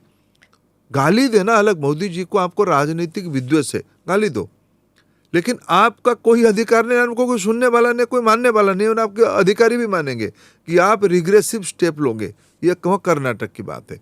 अब मैं आता हूँ तमिलनाडु के बारे में बात। मैं एनईपी के साथ जुड़ा हुआ उनकी एक जो कोर्ट के बारे में आपने कहा, वो है मेडिकल कॉलेज एंट्रेंस के बारे में, जो नीट एग्जामिनेशन, उसमें कोर्ट में आया है। ये एनईपी हम ऐसी चीज़ों को, यूनिफॉर्मिटी के बारे में, स्टैंडर्डाइजेशन के बारे में, देश को बड़ा करना है, विश्व के साथ जाना है, तो हम अपने स्टैंडर्ड्स को बढ़ाना है, इसीलिए यूनिफॉर्मिटी की बात कहते हैं। लोकल कॉन्टेक्चुअलाइज करना, लैंग्वेज की वेरिएशन रखना, ये सारे कहते हुए हमने नीट ने, सुप्रीम कोर्ट ने कहा कि भाई एक ऑल इंडिया पैटर्न की एंट्रेंस एग्जामिनेशन हो। एंट्रेंस एग्जामिनेशन की भाषा अलग अलग हो सकती है। तमिलनाडु की पॉलिटिकल लीडरशिप, विशेष करके डीएम के मित्रों की एक लंबे समय की अपेक्षा रहती थी और मांग रहती थी कि भाई हमारी राज्यों की बच्चों की कॉम्पिटेंसी लेवल सीबीएसई जैसा नहीं है। ये तो गलत बात है। इस बार नीट की जो एग्जामिनेशन आया है, टॉपर है तमिलनाडु की स्टेट बोर्ड की विद्यार्थी, नीट एग्जामिनेशन देके। तो इनकी आपत्ति वेस्टेड इंटरेस्ट से जुड़ा हुआ है, इनकी आदत पॉलिटिकल मोटिवेशन से है, इनकी आपत्ति सिर्फ मोदी विद्वेष करना, एंटी मोदीजिम पे, ये भारत के भविष्य को गुमराह करने का एक नाकाम कोशिश है। ये कोई काम करने वाला है नहीं। समाज उसको स्वीकारने की स्थिति में नहीं है। समाज नई ऊंचाई की ओर जाने की तैयारी कर चुका है। As a minister in the Modi cabinet, आप अपने फिजिकल और मेंटल हेल्थ पर कितना ध्यान देते हैं और क्या करते हैं? देखिए, आज के दिनों में इसकी शब्दावली कहा गया है कि मेंटल हेल्थ अच्छी होनी चाहिए, मेंटल वेलबींग होनी चाहिए। देखो, ये निर्विवादित विषय है।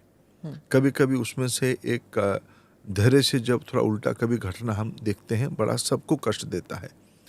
इसके लिए जो अगर मैं आज की शिक्षा विभाग में ऐसे कभी कुछ घटना आती है, तो मैं अन्य किसी को जिम्मेवारी देने के पहले खुद को जिम्मेवार मानता हूँ। यार ऐसे कैसे हो गया, ऐसे नहीं होनी चाहिए, इसको संभालना पड़ेगा और मैं उसके लिए जिम्मेवार हूँ। ऐसे एक बोझ मेरे ऊपर आ जाती है।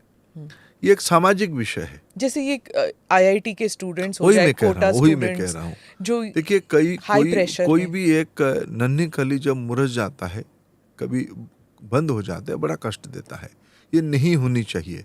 इसके लिए जिम्मेवार कौन है, इसके कोई स्पष्ट उत्तर नहीं है। इसके लिए व्यवस्था कुछ नहीं बनी है क्या? ऐसा नहीं है। आज देश की सारे शिक्षा अनुष्ठान में, सारे एजुकेशन इंस्टीट्यूशन में इस प्रकार की काउंसिलिंग की व्यवस्था, इस प्रकार के विषयों में चर्चा हो, खुल के चर्चा हो और दोस्त यारों के बीच में चर्चा हो। आज आईआईटी वगैरह में 1 टीचर 10 स्टूडेंट्स के ऊपर है। इतने नेटवर्क उनकी बन जाए कि वो सबकी रोज में एक दिन खबर तो ले ले, उसके बाद भी घटना होते हैं। ये आज के दिनों में एक मेटेरियलिस्टिक वर्ल्ड में जो स्पर्धा की नई पैमाने, नए पैरामीटर्स बने हैं, उनमें से कभी कभी हम लोग सामूहिक शिकार होते हैं। इंटॉलरेंस, इंडिफरेंस कतई स्वीकार्य नहीं है कोई भी इंस्टीट्यूशन में, किसी के द्वारा, जाने में अनजाने में। उसके लिए सेफगार्ड्स बनानी पड़ेगी, उसमें कॉन्सेंसस बिल्डअप करना पड़ेगा, उसमें एक लोक जागृति में उसकी जिम्मेवारी सभी को लेना पड़ेगा। मैं उसमें सबसे, शिक्षा विभाग के दायित्वधारी के नाते सबसे ज़्यादा जिम्मेवार व्यक्ति हूँ, मैं उसकी दायित्व लेता हूँ। जी, और पर्सनल कैपेसिटी में सर आप क्योंकि अगर education minister pays attention to his physical and mental well being तो आपके जो अंडर काम कर रहे हैं and the other members also in the team उन पे भी असर पड़ेगा. So how does the cabinet function like that? क्योंकि बाकी मंत्री कह रहे थे दैट, जैसे मैंने पीयूष जी का इंटरव्यू किया था, उन्होंने कहा कि प्रधानमंत्री तक पूछते हैं लोगों के बारे में कि are you keeping track of your health. तो आप क्या करते हैं? देखिए, सामाजिक जीवन में ठीक रहने के लिए सभी की एक जरूरत की आयाम है और स्वाभाविक प्रधानमंत्री जी हमारे परिवार की मुखिया के नाते ये उनका प्रश्न पूछना वो अपने दायित्व मानते हैं, वो अपना दायित्व मानते हैं, इसलिए वो पूछते हैं.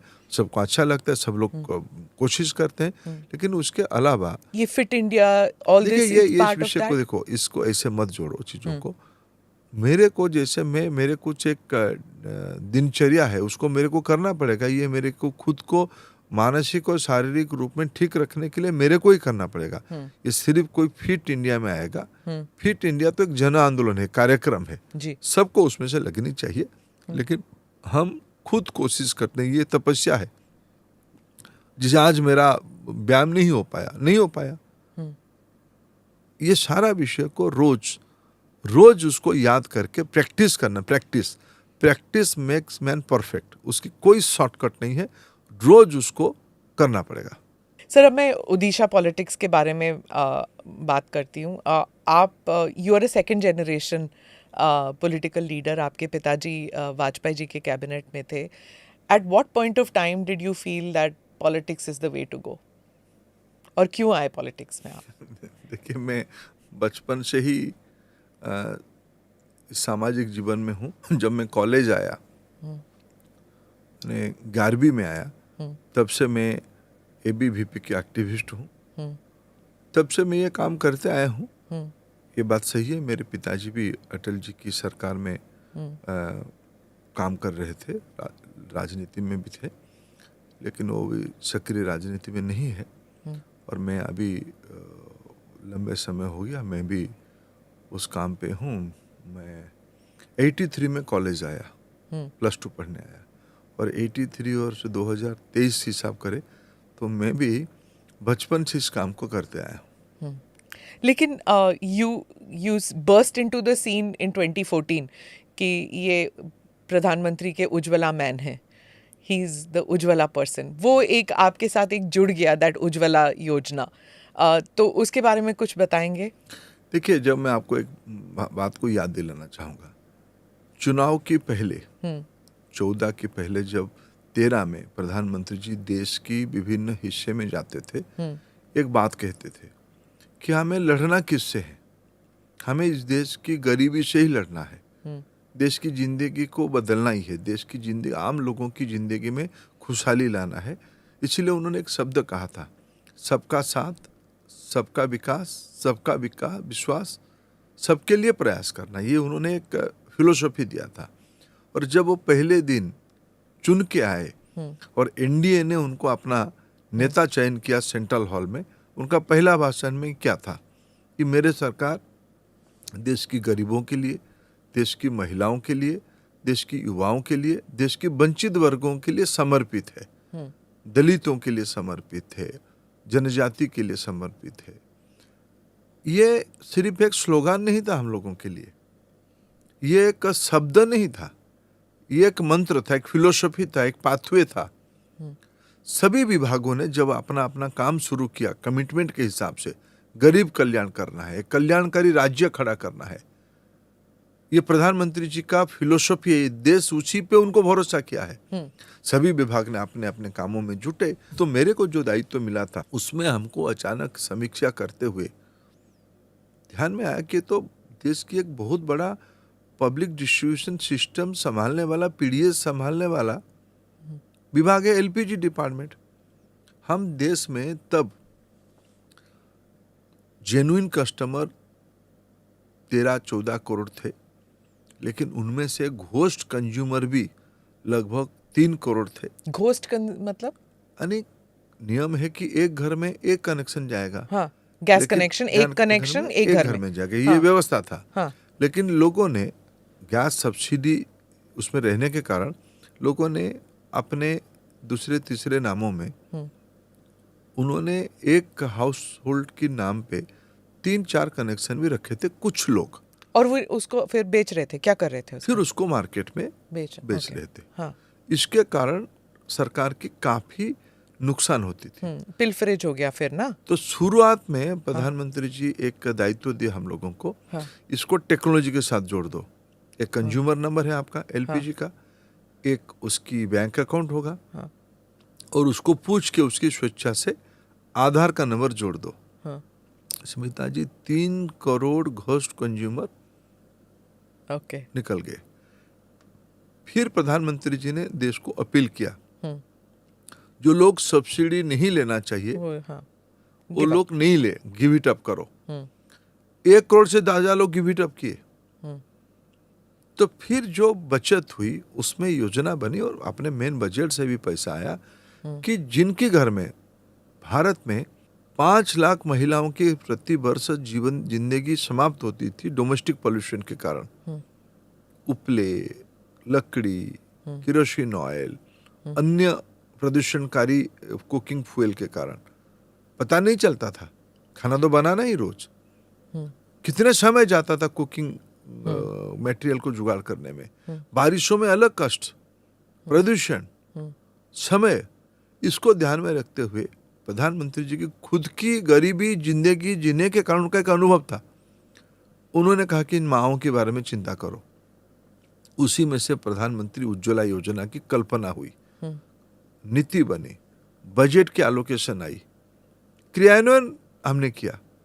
हमने तो गिलहरी का काम किया, सेतु तो अपने आप में लेकिन बन गई। आपको क्यों चुना? क्या आपको लगता है बिकॉज उड़ीसा में जो लोकल प्रेस है, कई सारे लोग कह रहे थे that it is because you manage to bring a foothold of BJP into the state, क्योंकि बीजेडी का इतना वहाँ पे रुतबा है, लेकिन BJP made inroads because of Dharmendra Pradhan and that is why he got rewarded. ये अतिशयोक्ति होगा। 14 में तो बीजेपी 1 सीट जीता था, 1 सीट, 8 सीट जीता। एक बड़ा ग्रोथ हुई 19 तक, 14 से 19 तक। प्रधानमंत्री जी की व्यक्तित्व, उनकी नीति को उड़ीसा ने पसंद किया। देखो, मैं ये अस्पलना कभी नहीं कर पाऊंगा कि मेरे कारण उड़ीसा में बीजेपी बनी है। बीजेपी 80 के बाद उड़ीसा में बनी, उसके पहले जनसंघ भी था। हाँ, छोटी ताकत था, लेकिन बीजेपी के एक क्वांटम ग्रोथ हुई, सब्सटेंशियल जंप हुई 14 के बाद। उसमें मूल कारण है प्रधानमंत्री नरेंद्र मोदी जी की विश्वसनीयता, प्रधानमंत्री जी की क्रेडिबिलिटी, उनके ऊपर उड़िया लोगों का भरोसा, उसके साथ हमारी जो ऑर्गेनाइजेशनल कैपेसिटी रही उसमें जुड़ी। लेकिन आज हम इसके कारण हमने 14 में जब देश ने पूरा भरोसा किया, उस समय में भरोसा नहीं कर पाया। हम 3 नंबर की पार्टी थे 14 में भी। 19 आते आते हम लोग प्रभावशाली 2 नंबर की पार्टी बन गए। हमारी वोट की फासला 1 नंबर पार्टी और 3 नंबर पार्टी में 25% की होती थी। पर वो कांग्रेस का वोट बैंक आपको मिला, कांग्रेस का वोट शेयर आपको मिला? मैं उसकी शब्दावलोकन का मोदी की वोट बैंक बन गया। ऐसे किसी से हमने उधार नहीं लिया, लोगों ने भरोसा किया कि मोदी ही हमको डिलीवरी कर सकते हैं। नवीन पटनायक का क्या इतना मैजिक है उड़ीसा में? कुछ बताएंगे कि why is he such like it's Teflon chief minister कह दीजिए या जो भी, that he is like unshakeable in Orissa? क्या उनका वो है? डेमोक्रेसी में इस प्रकार के अवसर खूब कम लोगों को मिलता है। आदरणीय ज्योति बसु जी को मिला था, पवन चामलिंग जी को मिला था, अभी नवीन बाबू जी को मिला है। और पार्टी करके गुजरात में भी हम लंबे समय से, भले ही हमारी नेतृत्व की चेहरा परिवर्तन हुआ, उस गुजरात की एक्सपेरिमेंट में हम देश की एक राज्य की मुख्यमंत्री से माननीय प्रधानमंत्री देश की प्रधानमंत्री बने और विश्व के एक प्रभावशाली नेता बने। डेमोक्रेसी में लोगों की भरोसा सबसे बड़ी है। और मेरे को हिचकिचाहट कोई इस विषय में नहीं है। आज भारतीय जनता पार्टी स्थानीय स्तर पे बीजू जनता दल का ओपोनेंट पार्टी है, प्रतिद्वंदी पार्टी है, लेकिन मेरे को उसमें से स्वीकार करने में कोई दुविधा नहीं है। हम 2 नंबर की पार्टी है, हम 3 नंबर से कभी हम लोगों की गठबंधन थी। आज हम फिर कभी अलग हुए, आज हम तीसरे से फिर दूसरी जगह पे आए, तो डेमोक्रेसी के नियम से चलेगा। लेकिन नवीन बाबू के ऊपर उड़िया लोगों की भरोसा है, इसीलिए उनके ऊपर ये जन तो आशीर्वाद है। बीजेपी के लिए नवीन बाबू क्या हैं? Is he N ally, is he an opponent, rival? क्योंकि सेंटर पे तो वो जब भी पार्लियामेंट में होते हैं तो या तो वो एब्सटेन करते हैं या इन फेवर वोट करते हैं। You never see an aggression जैसे बाकी राज्यों में जो चीफ मिनिस्टर्स हैं, they are aggressive towards the BJP. लेकिन यहाँ नवीन बाबू तो यू कांट रियली से, मतलब नहीं, कंफ्यूज होते हैं लोग। सबकी नहीं, ऐसा नहीं, सबकी व्यक्तित्व अलग अलग होती है, सबकी प्रेजेंटेशन भी अलग अलग होती है। तो नवीन बाबू एक सभ्य व्यक्ति होने के नाते उनकी जो राजनीतिक सहमति है, जो असहमति है, उन्होंने अपना एक पैरामीटर्स बनाए, उसी से वो काम करते हैं। लेकिन उस सभी को तो एकदम अनफॉर्चुनेटली भारत में गाली गुलोज को ही असहमति माना गया है। शायद मैं एक व्यक्ति करके मानता हूँ, नवीन बाबू उस रास्ते को चुने नहीं, किसी के साथ भी हो, उन्होंने अपना एक तरीका निकाला। इसलिए ये जो पैरामीटर्स में कहा जाता है वो एग्रेसिव नहीं है, ये अब्यूसिव नहीं है, इसलिए शायद लोग उनको पसंद भी करते हैं। हाँ। लेकिन डेमोक्रेसी में एक पक्षीय विपक्ष रहेगा। आज मेरा भरोसा हो रहा है, जिस प्रकार के मोदी जी की एक एस्पिरेशनल फिलोसफी है, जिसको विकसित करना, वोट के ऊपर विकास की चिंता करना। आप जानते हैं उड़ीसा में जब 2014 की पहले, उड़ीसा एक मिनरल बेस्ड स्टेट है, उड़ीसा की अर्थनीति मिनरल रिसोर्स से ही जुड़ा हुआ है। उड़ीसा में एनुअली 5,000 करोड़ रुपया मिनरल रेवेन्यू आती थी। सिर्फ मोदी जी की पॉलिसी के कारण आज उस संख्या बढ़ के पिछले बजट में उड़ीसा सरकार ने डाटा दिया 50,000 करोड़ हो गया है, और अगले साल ये 70,000 करोड़ होगा। कारण कौन बने? कारण नरेंद्र मोदी की पॉलिसी बने। And is there a close working relationship BJD और सेंटर के बीच? देखिए, मुद्दा है विकास कौन कर पाएगा, हाँ। विकास की जिम्मेवारी कौन लेगा। वो अपना काम कर रहे हैं, वो अपना काम कर रहे हैं। जब जून 2 को जब रेलवे ट्रेजेडी हुआ था तो इतने सारे लोगों की मौत हुई थी वहाँ पर। ममता बनर्जी आई थी साइट पर और इट वाज क्वाइट क्लियर कि वहाँ पे टेंशन है। थोड़ा बैक स्टोरी बताएंगे कि जब ममता बनर्जी आई, why is it that there was that tension वहाँ पर? देखिए, हमारी परंपरा में जब कभी विपत्ति होती है ना, उस समय में तू में नहीं होती है। उस दिन सबकी इच्छा था, मैं तो सुबह से था वहाँ, सबकी कोशिश थी कि भाई लोग जो हताहत हुए हैं उनको कैसे रेस्क्यू करें, उनको कैसे हॉस्पिटल पहुँचाएं, दुर्भाग्य से जिनकी ज़िंदगी चली गई उनकी परिजनों को कैसे सांत्वना दे, उनको कैसे संभाल के घर पहुँचाए उनकी मृतक शरीर को। ये सब कोशिश चल रही थी। उस समय में कुछ लोग राजनीति तो अपने तरीके से करना चाहते थे, लेकिन सामूहिक रोगों में जो पीड़ित लोग थे और जो स्थानीय लोग थे, दोनों ने उस राजनीति की पंजे में नहीं आए। लोगों ने उसमें धैर्य से जो व्यवस्था चल रही थी, वो राज्य सरकार की द्वारा जो व्यवस्था थी या जो केंद्र सरकार की द्वारा व्यवस्था थी, यार सबसे तो ऊपर वहाँ की व्यवस्था तो संभाली थी नागरिकों ने, लोगों ने संभाली थी। ये हमारे देश की मूल परंपरा है। और वहाँ के मुख्यमंत्री भी आए थे, अन्य राज्यों के नेता भी आए थे, ममता जी भी आई थी, स्वयं प्रधानमंत्री उसी दिन पहुंचे थे, हॉस्पिटल भी गए, लोगों को मिले, प्रत्यक्ष घटना के कारण तक समझने का कोशिश उसी क्षण में कोशिश किए। तो उसकी अपना एक भरोसा और विश्वसनीयता तो बनती है ना। उसमें से कुछ लोगों को राजनीति नहीं करना था, कुछ लोगों ने किया। जब उड़ीसा के न्यूज़पेपर्स में ये भी आ रहा है कि हो सकता है कि इलेक्शन कमीशन जो है वो राज्य में जो इलेक्शन हो सकता है कि वो उसको प्रीपोन कर दे, जल्दी कर दें, और इसीलिए इसी कारण बीजेपी जो है वहाँ पर रैलीज वगैरह, पॉलिटिकल रैलीज स्टार्ट कर रही है। Is that true? Is it possible? नहीं, हम तो जन जागरण पे निकल चुके हैं। बीजेपी तो प्रति महीने में जन जागरण में जाती है, और अभी जून महीने में हमारी सरकार को जब 9 साल पूरी हुई, देश भर में एक व्यापक जनसंपर्क नागरिकों तक पहुंचने का किया गया। उसमें भी उड़ीसा में भी हमने उसको सफलता के साथ किए। बाकी चुनाव मैंने भी सुना हूँ, चुनाव वो थोड़ा अर्ली कराना चाहते हैं, लेकिन देखते हैं क्या होगा। इलेक्शन कमीशन नहीं चाहते। इलेक्शन कमीशन तो हम तो यूनिफाइड चुनाव हो, एक समय में देश की सारे चुनाव हो जाए इकट्ठा, उसकी तो हिमायतकार भारतीय जनता पार्टी करती है। इसलिए हमारा विश्वास है। और उड़ीसा जैसे राज्य में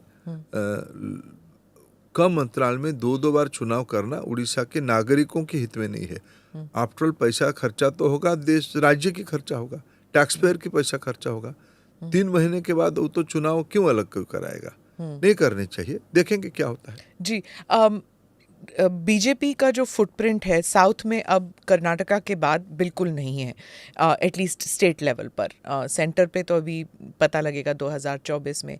आप ईस्ट के बारे में बात करते हैं, तो what about East India? Is there, after what is happening in Manipur, do you feel politically इसका असर पड़ेगा इन ईस्ट इंडिया? देखिए, मैं बीजेपी से बचपन से जुड़ा हूँ। मैं बीजेपी को 2 दृष्टि से देखता हूँ। बीजेपी एक राजनीतिक पार्टी केवल नहीं है, एक सामाजिक आंदोलन है।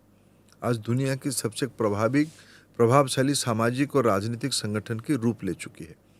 हम आज देश के हर एक गांव में है। हमारी नेतृत्व की स्वीकृति आज भारत की सर्वाधिक लोगों के अंदर है। क्या ये सभी जगह पे वोट कन्वर्टेबिलिटी पे हो पा रहा है? शायद नहीं हो पा रहा है। इसका अर्थ नहीं कि बीजेपी की फुटप्रिंट यहाँ है, वहाँ नहीं है, वहाँ चढ़ गया, वहाँ घट गया, ऐसा नहीं है। भारत की 6 लाख गाँव में बीजेपी है, और मैं दायित्व के साथ कह सकता हूँ।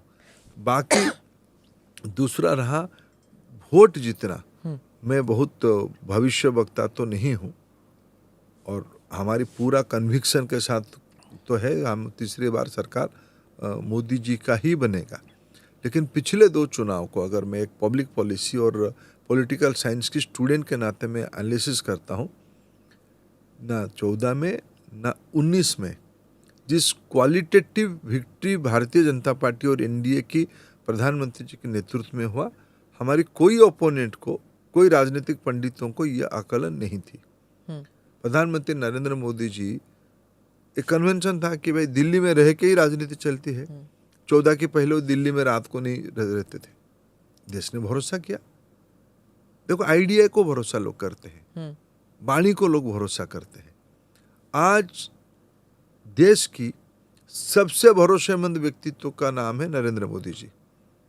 वो हमारे प्रधानमंत्री है, और हमें कोई रत्ती भर भी संदेह नहीं है, जब कभी देश में आम चुनाव होगा लोकसभा के लिए, भारत की सभी इलाका प्रधानमंत्री जी के नेतृत्व को स्वीकृति देके पिछले बार से ज्यादा वोट देगा। आप विपक्ष के बारे में क्या कहेंगे, जिन्होंने ये गठबंधन किया है, इंडिया वर्सेस भारत जो अब बन गया है, सब लोग यही कह रहे हैं, उसको कितना आप तवज्जो देते हैं कि अगर ये प्री इलेक्शन कोalition इनका बन जाता है तो इट इज मोदी हटाओ गठबंधन, तो क्या आप सोचते हैं that they can mount a challenge? देखिए, गठबंधन कहाँ हुआ, ये तो रिएक्शन ही हुआ ना। मोदी जी को गाली देना अगर गठबंधन की फिलोसफी हो तो काम नहीं करने वाला। गाली सिर्फ नहीं है ना, हटाने के लिए तो हटाना ही, तो हटाना का आधार क्या है? कोई प्रोग्राम है क्या? कोई अल्टरनेटिव आइडिया है क्या? इन सभी के हाथों में, उन राज्यों में दायित्व लंबे समय तक था। कांग्रेस पार्टी के नेतृत्व में इस देश में लंबे समय तक शासन व्यवस्था चली, पीढ़ी दर पीढ़ी चली। इस देश की हालत क्या करके उन्होंने छोड़ के गया था। तो इसीलिए लोग इनके मन में एक अहंकार है, हम बड़े परिवार के, बड़े खानदान के है, और कोई आ ही सकता है कैसे, इसलिए हटाओ उसको। क्यों हम ये है ना, हम सामंतशाही है, हम फ्यूडल है, हमारी समझ ज्यादा है। ये तो अंग्रेजों ने ही कहा था। आप उनको अहंकारी कहते हैं, वो कहते हैं कि आप में, आपकी पार्टी में अहंकार आ गया है, क्योंकि 9 साल की आपका जो राज है उसमें आपने देश के सभी सिस्टम्स को तोड़ा है, चाहे पार्लियामेंट हो, चाहे मीडिया हो, या एनी ऑफ देम। अहंकार की वजह से ऑपोजिशन को आप ज़रा भी इम्पोर्टेंस नहीं देते, या अपोजिंग वॉइसेस को ज़रा भी नहीं देते। स्मृता जी, अगर हम ऐसे करते तो ये प्रश्न आप ही के स्टूडियो में आप मेरे को पूछते क्या? और पार्लियामेंट्री डेमोक्रेसी की कई एक कांग्रेस पार्टी के लिए, गांधी परिवार के लिए एक अलग भाषा है क्या?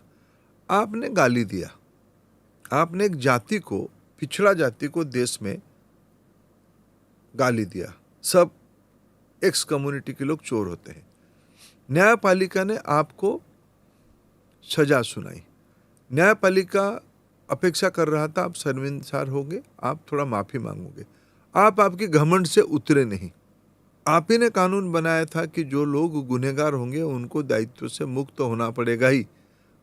वो लोग भूले नहीं है कि दिल्ली की प्रेस क्लब ने आप ही की सरकार के द्वारा लाई गई ऑर्डिनेंस को नॉनसेंस कह के, आपके प्रधानमंत्री जब विदेश में थे आपने गाली दिया था, उसको फाड़ा था। उसी आपको पता नहीं था एक दिन आपके अहंकार आपको बेदखल कर देगी उस नीति के कारण। अहंकारी कौन है?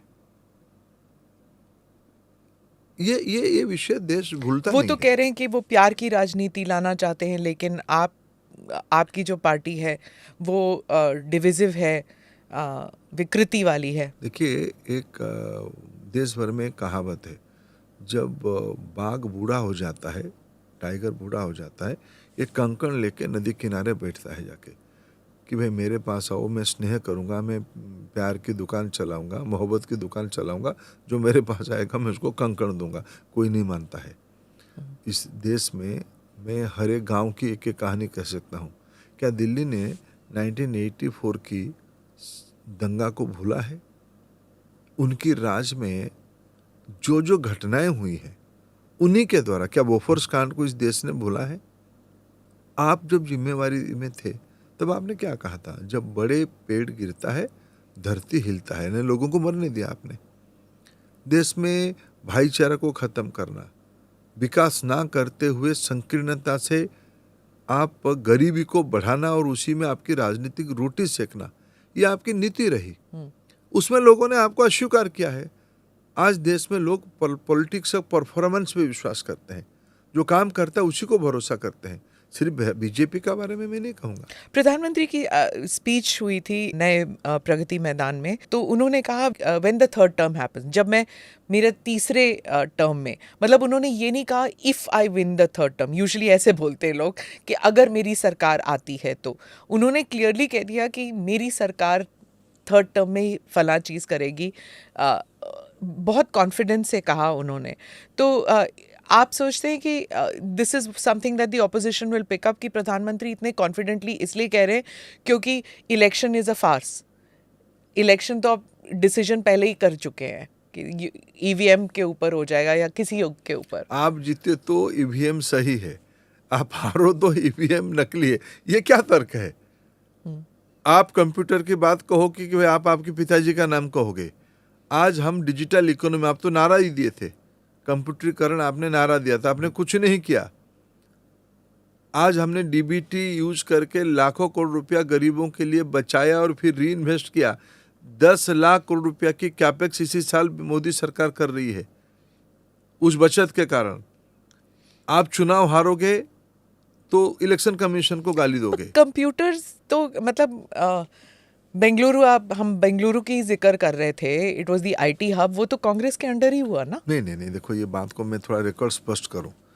ये बेंगलुरु की और भारत की जो सर्विस इंडस्ट्री में दुनिया में बोलबाला हुई है, भारत की जेनरेशंस के कारण हुआ, इंटेलेक्चुअल कैपेसिटी के कारण हुआ, किसी के कारण पे नहीं। वरना हम भी अभी कभी एक दिन चर्चा में प्रधानमंत्री जी हम लोगों को मार्गदर्शन करते, किसी ने कहा कि हमारे देश की स्टार्टअप्स के बारे में चिंता करनी चाहिए। प्रधानमंत्री जी ने फिलोसफी दिया, कोई चिंता मत करो, मदद करो, चिंता मत करो, वो अपने आप में ग्रोथ होगा। वो ये आईटी और सर्विस इंडस्ट्री के बारे में उन्होंने उदाहरण दिया। देखो, कांग्रेस पार्टी के पास आइडिया नहीं बचे हैं। और मैं आपको कहूँ, प्रधानमंत्री जी ने प्रगति मैदान में भारत मंडपम में कहा, हम भारत को एक नई उम्मीदों के साथ जुड़ चुका है, उसको प्रधानमंत्री जी देख पा रहे हैं। आज प्रधानमंत्री जब बाहर कहीं जाते हैं, जिस प्रकार की सम्मान भारतीय मूल के लोग तो करते ही करते हैं, विदेश के लोग करते हैं, उसके पीछे कारण क्या है? क्या ये एक व्यक्ति की स्वीकृति है? मैं नहीं मानता हूँ। ये व्यक्ति के माध्यम से देश की 140 करोड़ लोगों की उभरती हुई आकांक्षा को स्वीकृति करते हैं, भारत के ऊपर भरोसा करते हैं। प्रधानमंत्री जी आज उसकी नेतृत्व कर, प्रधानमंत्री जी उस समूह का अग्रेसर है, लीडर है, और लीडर वो होता है जो दूर का देख पाता है। हम उत्तर पूर्व की बात कर रहे थे और पूर्व की बात कर रहे थे, तो मैंने आपसे पूछा था कि ये मणिपुर में जो किस्सा हुआ है उसकी वजह से क्या उत्तर पूर्वी राज्यों में और पूर्व के राज्यों में पॉलिटिकली क्या बीजेपी पर असर पड़ेगा? देखिए, मणिपुर में जो घटना हुई, मैं उसको वो चिंताजनक विषय, वो नहीं होनी चाहिए था। इसमें से कोई, उसमें उसको स्वीकार करने में कोई द्विधा नहीं है। लेकिन मैं अगर आपको मैं याद दिलाऊं, पूर्वोत्तर राज्य में और बिहार जैसे राज्यों में लंबे समय तक विभिन्न कारणों से सामाजिक तनाव बना रहा, लेकिन धीरे धीरे सारे की समाधान की ओर हम बढ़ चुके हैं, समाधान हो चुका है। लेकिन जो सामाजिक बनावट के अंदर कुछ फॉल्ट लाइन है, ये सिर्फ निकट की फॉल्ट लाइन नहीं है, कुछ फॉल्ट लाइन तो सदियों का है। ये कभी कभी कुछ छोटे से चिंगारी एक बड़ा रूप ले लेता है। अभी तो मणिपुर को अगर मैं घटना करके करूं तो उसकी चिंता करते हुए मैं कहूं, मैं इसको कोई जस्टिफिकेशन नहीं कर सकता हूं, लेकिन जो रिकॉर्ड्स आप लोगों ने दिखाई है उसमें से हमने तो उसकी भरपूर चिंता किया। ये नहीं होनी चाहिए था। तो क्या अगर चीफ मिनिस्टर को अगर हटाया जाए तो क्या उससे लोगों में जो गुस्सा है, जो तनाव है, क्या वो कम हो सकता है? और वहाँ पर प्रेसिडेंट्स रूल क्यों नहीं होता? देखिए, दिल्ली में बैठ के इस विषय की ग्राउंड रियलिटी को हम समीक्षा ना करें। वहाँ ग्राउंड रियलिटी और कुछ है। समाज जब किसी भी कारण से थोड़ा आक्रोशित होता है, आक्रोश सिर्फ एक तरफ का नहीं होता है, दोनों तरफ से आक्रोश होता है। उस समय में हम जितना मर्यादा से हो सकता है उसको थोड़ा संभालना चाहिए, उस संभाल की प्रक्रिया चल रही है। जो नेडा बना था, क्या वो सक्सेसफुल रहा है? आपने कहा था कि समाज में इन दीज एरियाज जो फिशर्स होती हैं, जो डिविजन्स होती हैं, उसको बंद करने के लिए and to bring about some kind of a cooperative in North East NEDA बना था पॉलिटिकली। अब क्या वो नेडा सक्सेसफुल रहा है या नहीं? देखिए, नेडा तो एक पॉलिटिकल फोरम था पार्टी का, लेकिन मैं आपको को नॉर्थ ईस्टर्न काउंसिल इस बीच में अपना गोल्डन जुबली भी मनाया है। स्वयं प्रधानमंत्री जी वहां गए थे, तमाम गृह मंत्री तथा तमाम नेतृत्व वहां पहुंचे थे, राज्य के मुख्यमंत्री पहुंचे थे। मैं अगर नॉर्थ ईस्ट को मैं भी पिछले 9 साल में कई बार प्रवास किया हूं। आज नॉर्थ ईस्ट में प्रगति अपने चरम पे है। पिछले दिनों में नॉर्थ ईस्ट के बारे में सिर्फ हमने लिप सर्विस किया, लेकिन नॉर्थ ईस्ट की इकोनॉमी बढ़े, नॉर्थ ईस्ट के अंदर इन्वेस्टमेंट बढ़े, नॉर्थ ईस्टों की बच्चों की, नौजवानों की आकांक्षा पूरा हो, इसमें आज हिमालय जैसे काम किया जाए। हर एक राज्यों को अगर मैं गिनाऊं, रेल में, एयरवेज में, रोड कनेक्टिविटी में, इंस्टीट्यूशन बिल्डिंग में, लोकल एग्रीकल्चर को फूड प्रोसेसिंग के साथ जोड़ने में, हैंडलूम हैंडीक्राफ्ट को एक मार्केट देने में, वहाँ की टैलेंट को, बहुत टैलेंटेड लोग उधर है, उसको एक नेशनल प्लेटफॉर्म देना, ये सारे में नॉर्थ ईस्ट में पिछले 75 सालों में जो अनुभव नहीं किया था, पिछले 2-4 सालों में उस प्रकार के अनुभव और उसकी ऑन रिकॉर्ड प्रमाण भी आ रहा है। जब आप उड़ीसा से हैं, उड़ीसा का जो पॉलिटिक्स है, क्या वो वेस्ट बंगाल और नॉर्थ ईस्ट के पॉलिटिक्स से अलग है या फिर is it the same kind of? देखिए, मैं देश की पॉलिटिक्स को पूरा देश में एक मानता हूँ। उस पॉलिटिक्स की एक मूल शर्त होता है विश्वास करना, मूल शर्त होता है कि भरोसा करना। जिस लीडरशिप को जब भी ये 2-3 बिंदुओं पे ज़्यादा नंबर मिले हैं, वो नेतृत्व किया है। आज मैं बड़े दायित्व के साथ कह सकता हूँ कि वो नॉर्थ ईस्टर्न स्टेट हो, बंगाल हो, उड़ीसा हो, या पश्चिम की देश हो, राज्य हो, या उत्तर की राज्य हो, या दक्षिण की राज्य हो, आज भरोसा प्रधानमंत्री जी के ऊपर सबसे सर्वाधिक है। तो पॉलिटिक्स ऐसे ही होगा।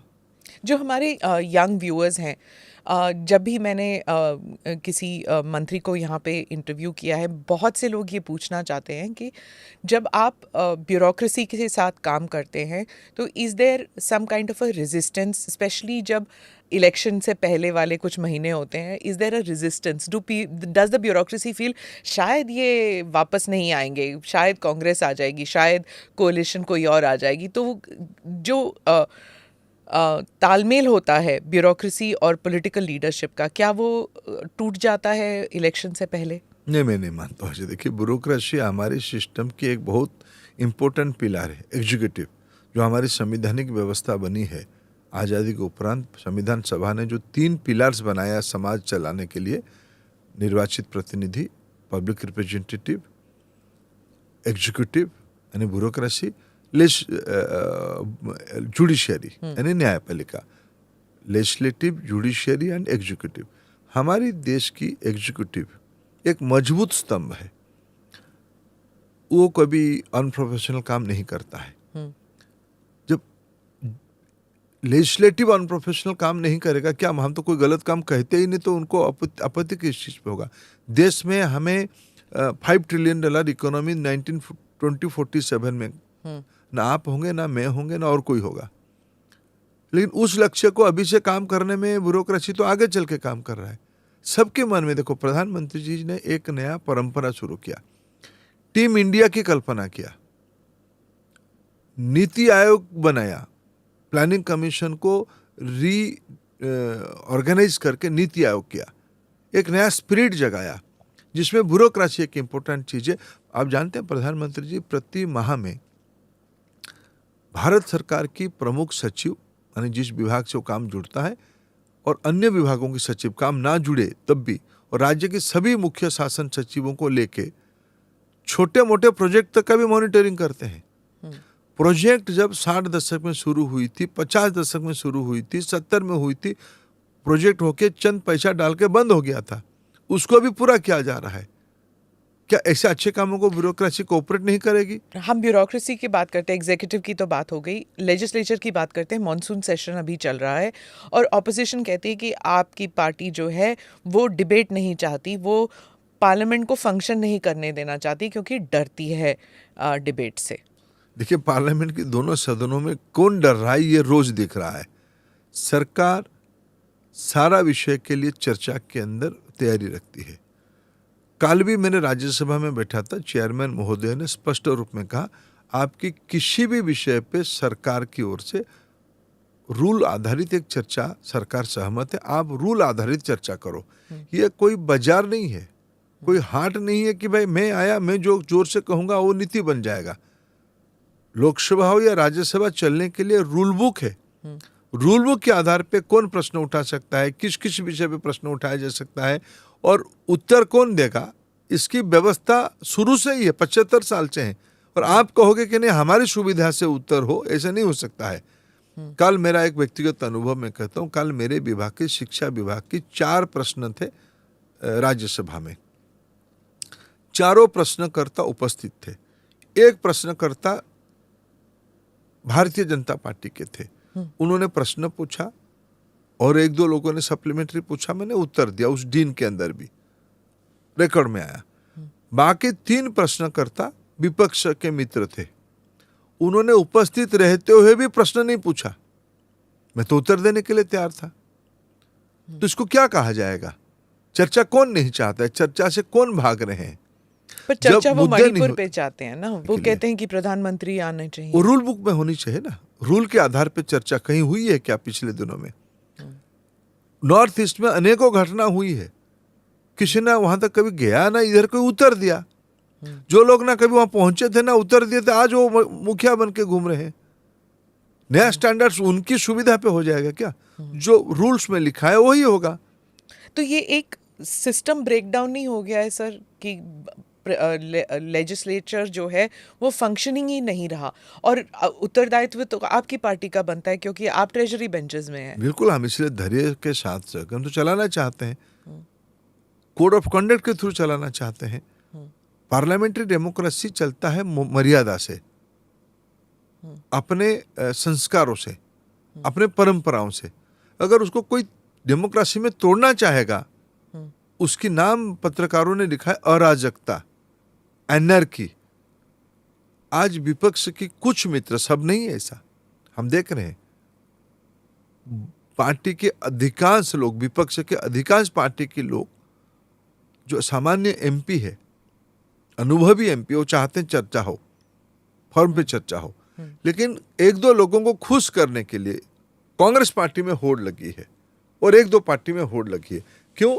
जिनके मन में पाप है, जिनको कई सारा चीज छुपाना है, कई सारे इंक्वायरी के अंदर जिनके नाम है, वो नॉर्मलसी नहीं चाहते हैं, संसद सत्र कायोस में चले जाए, ये उनकी षड्यंत्र है। तो आप कहते हैं कि मणिपुर के बारे में उनके मन में कोई सवाल नहीं है, पर वो सिर्फ अपने आप को बचाव के लिए कर रहे हैं, बिकॉज ऑफ पर्सनल इंटरेस्ट। वो जो दिख रहा है वो तो कोई आइसोलेशन में तो नहीं हो रहा है ना, वो तो कैमरा के अंदर हो रहा है, सब लोग उसको देख रहे हैं।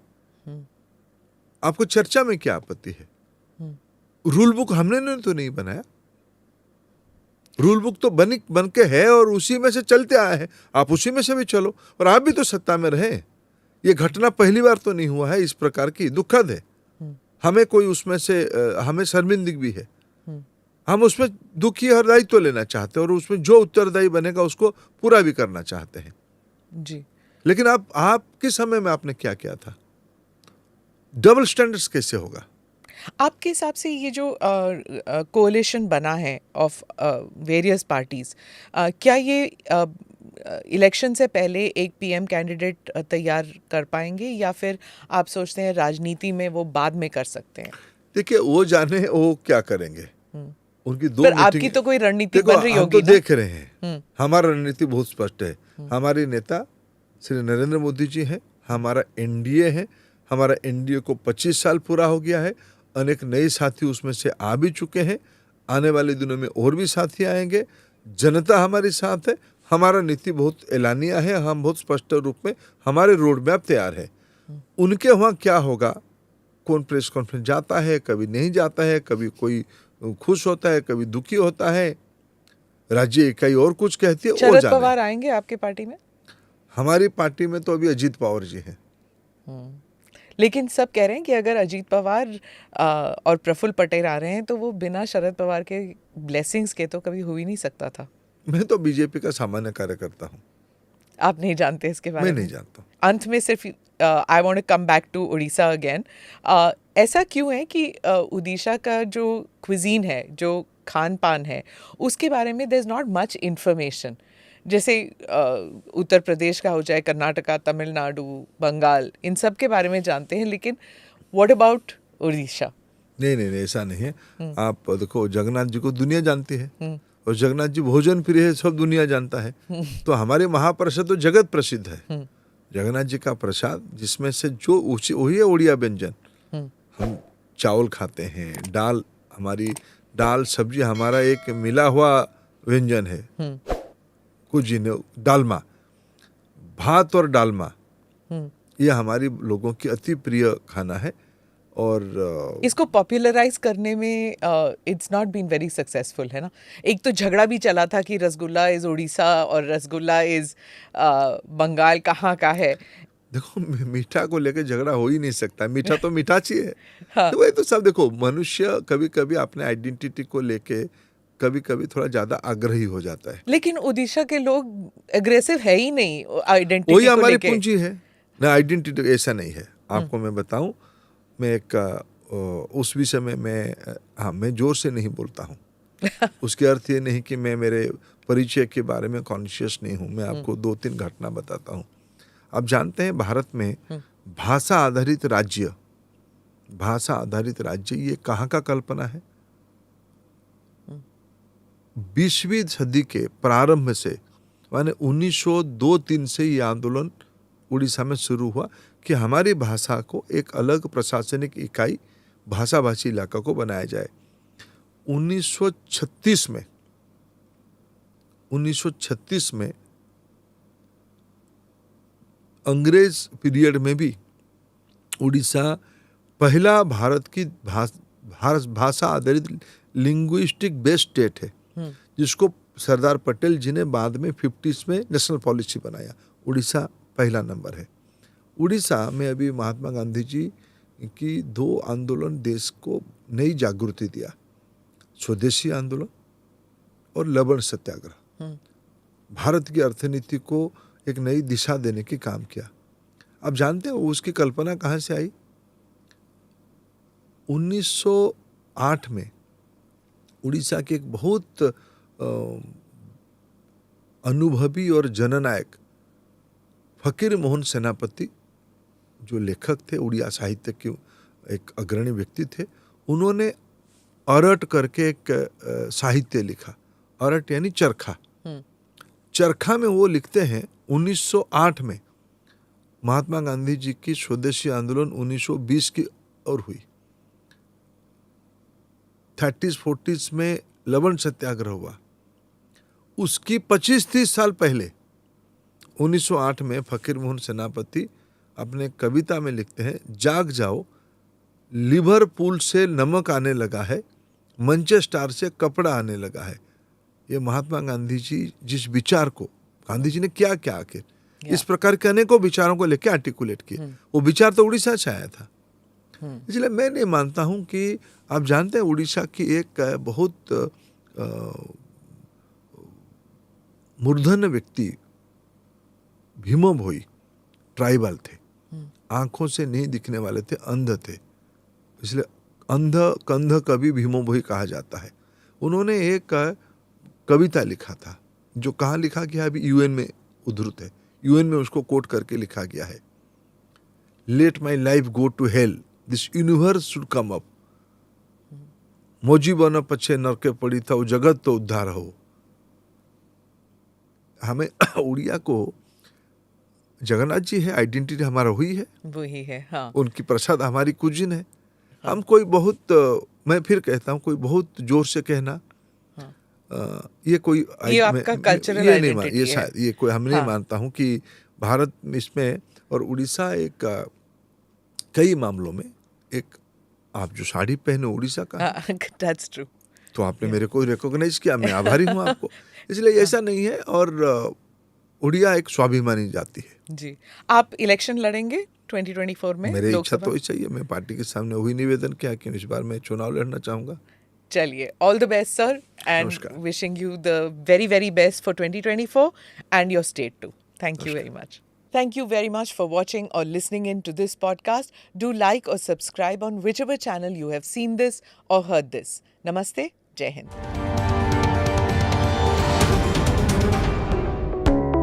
Click here to watch the previous episodes.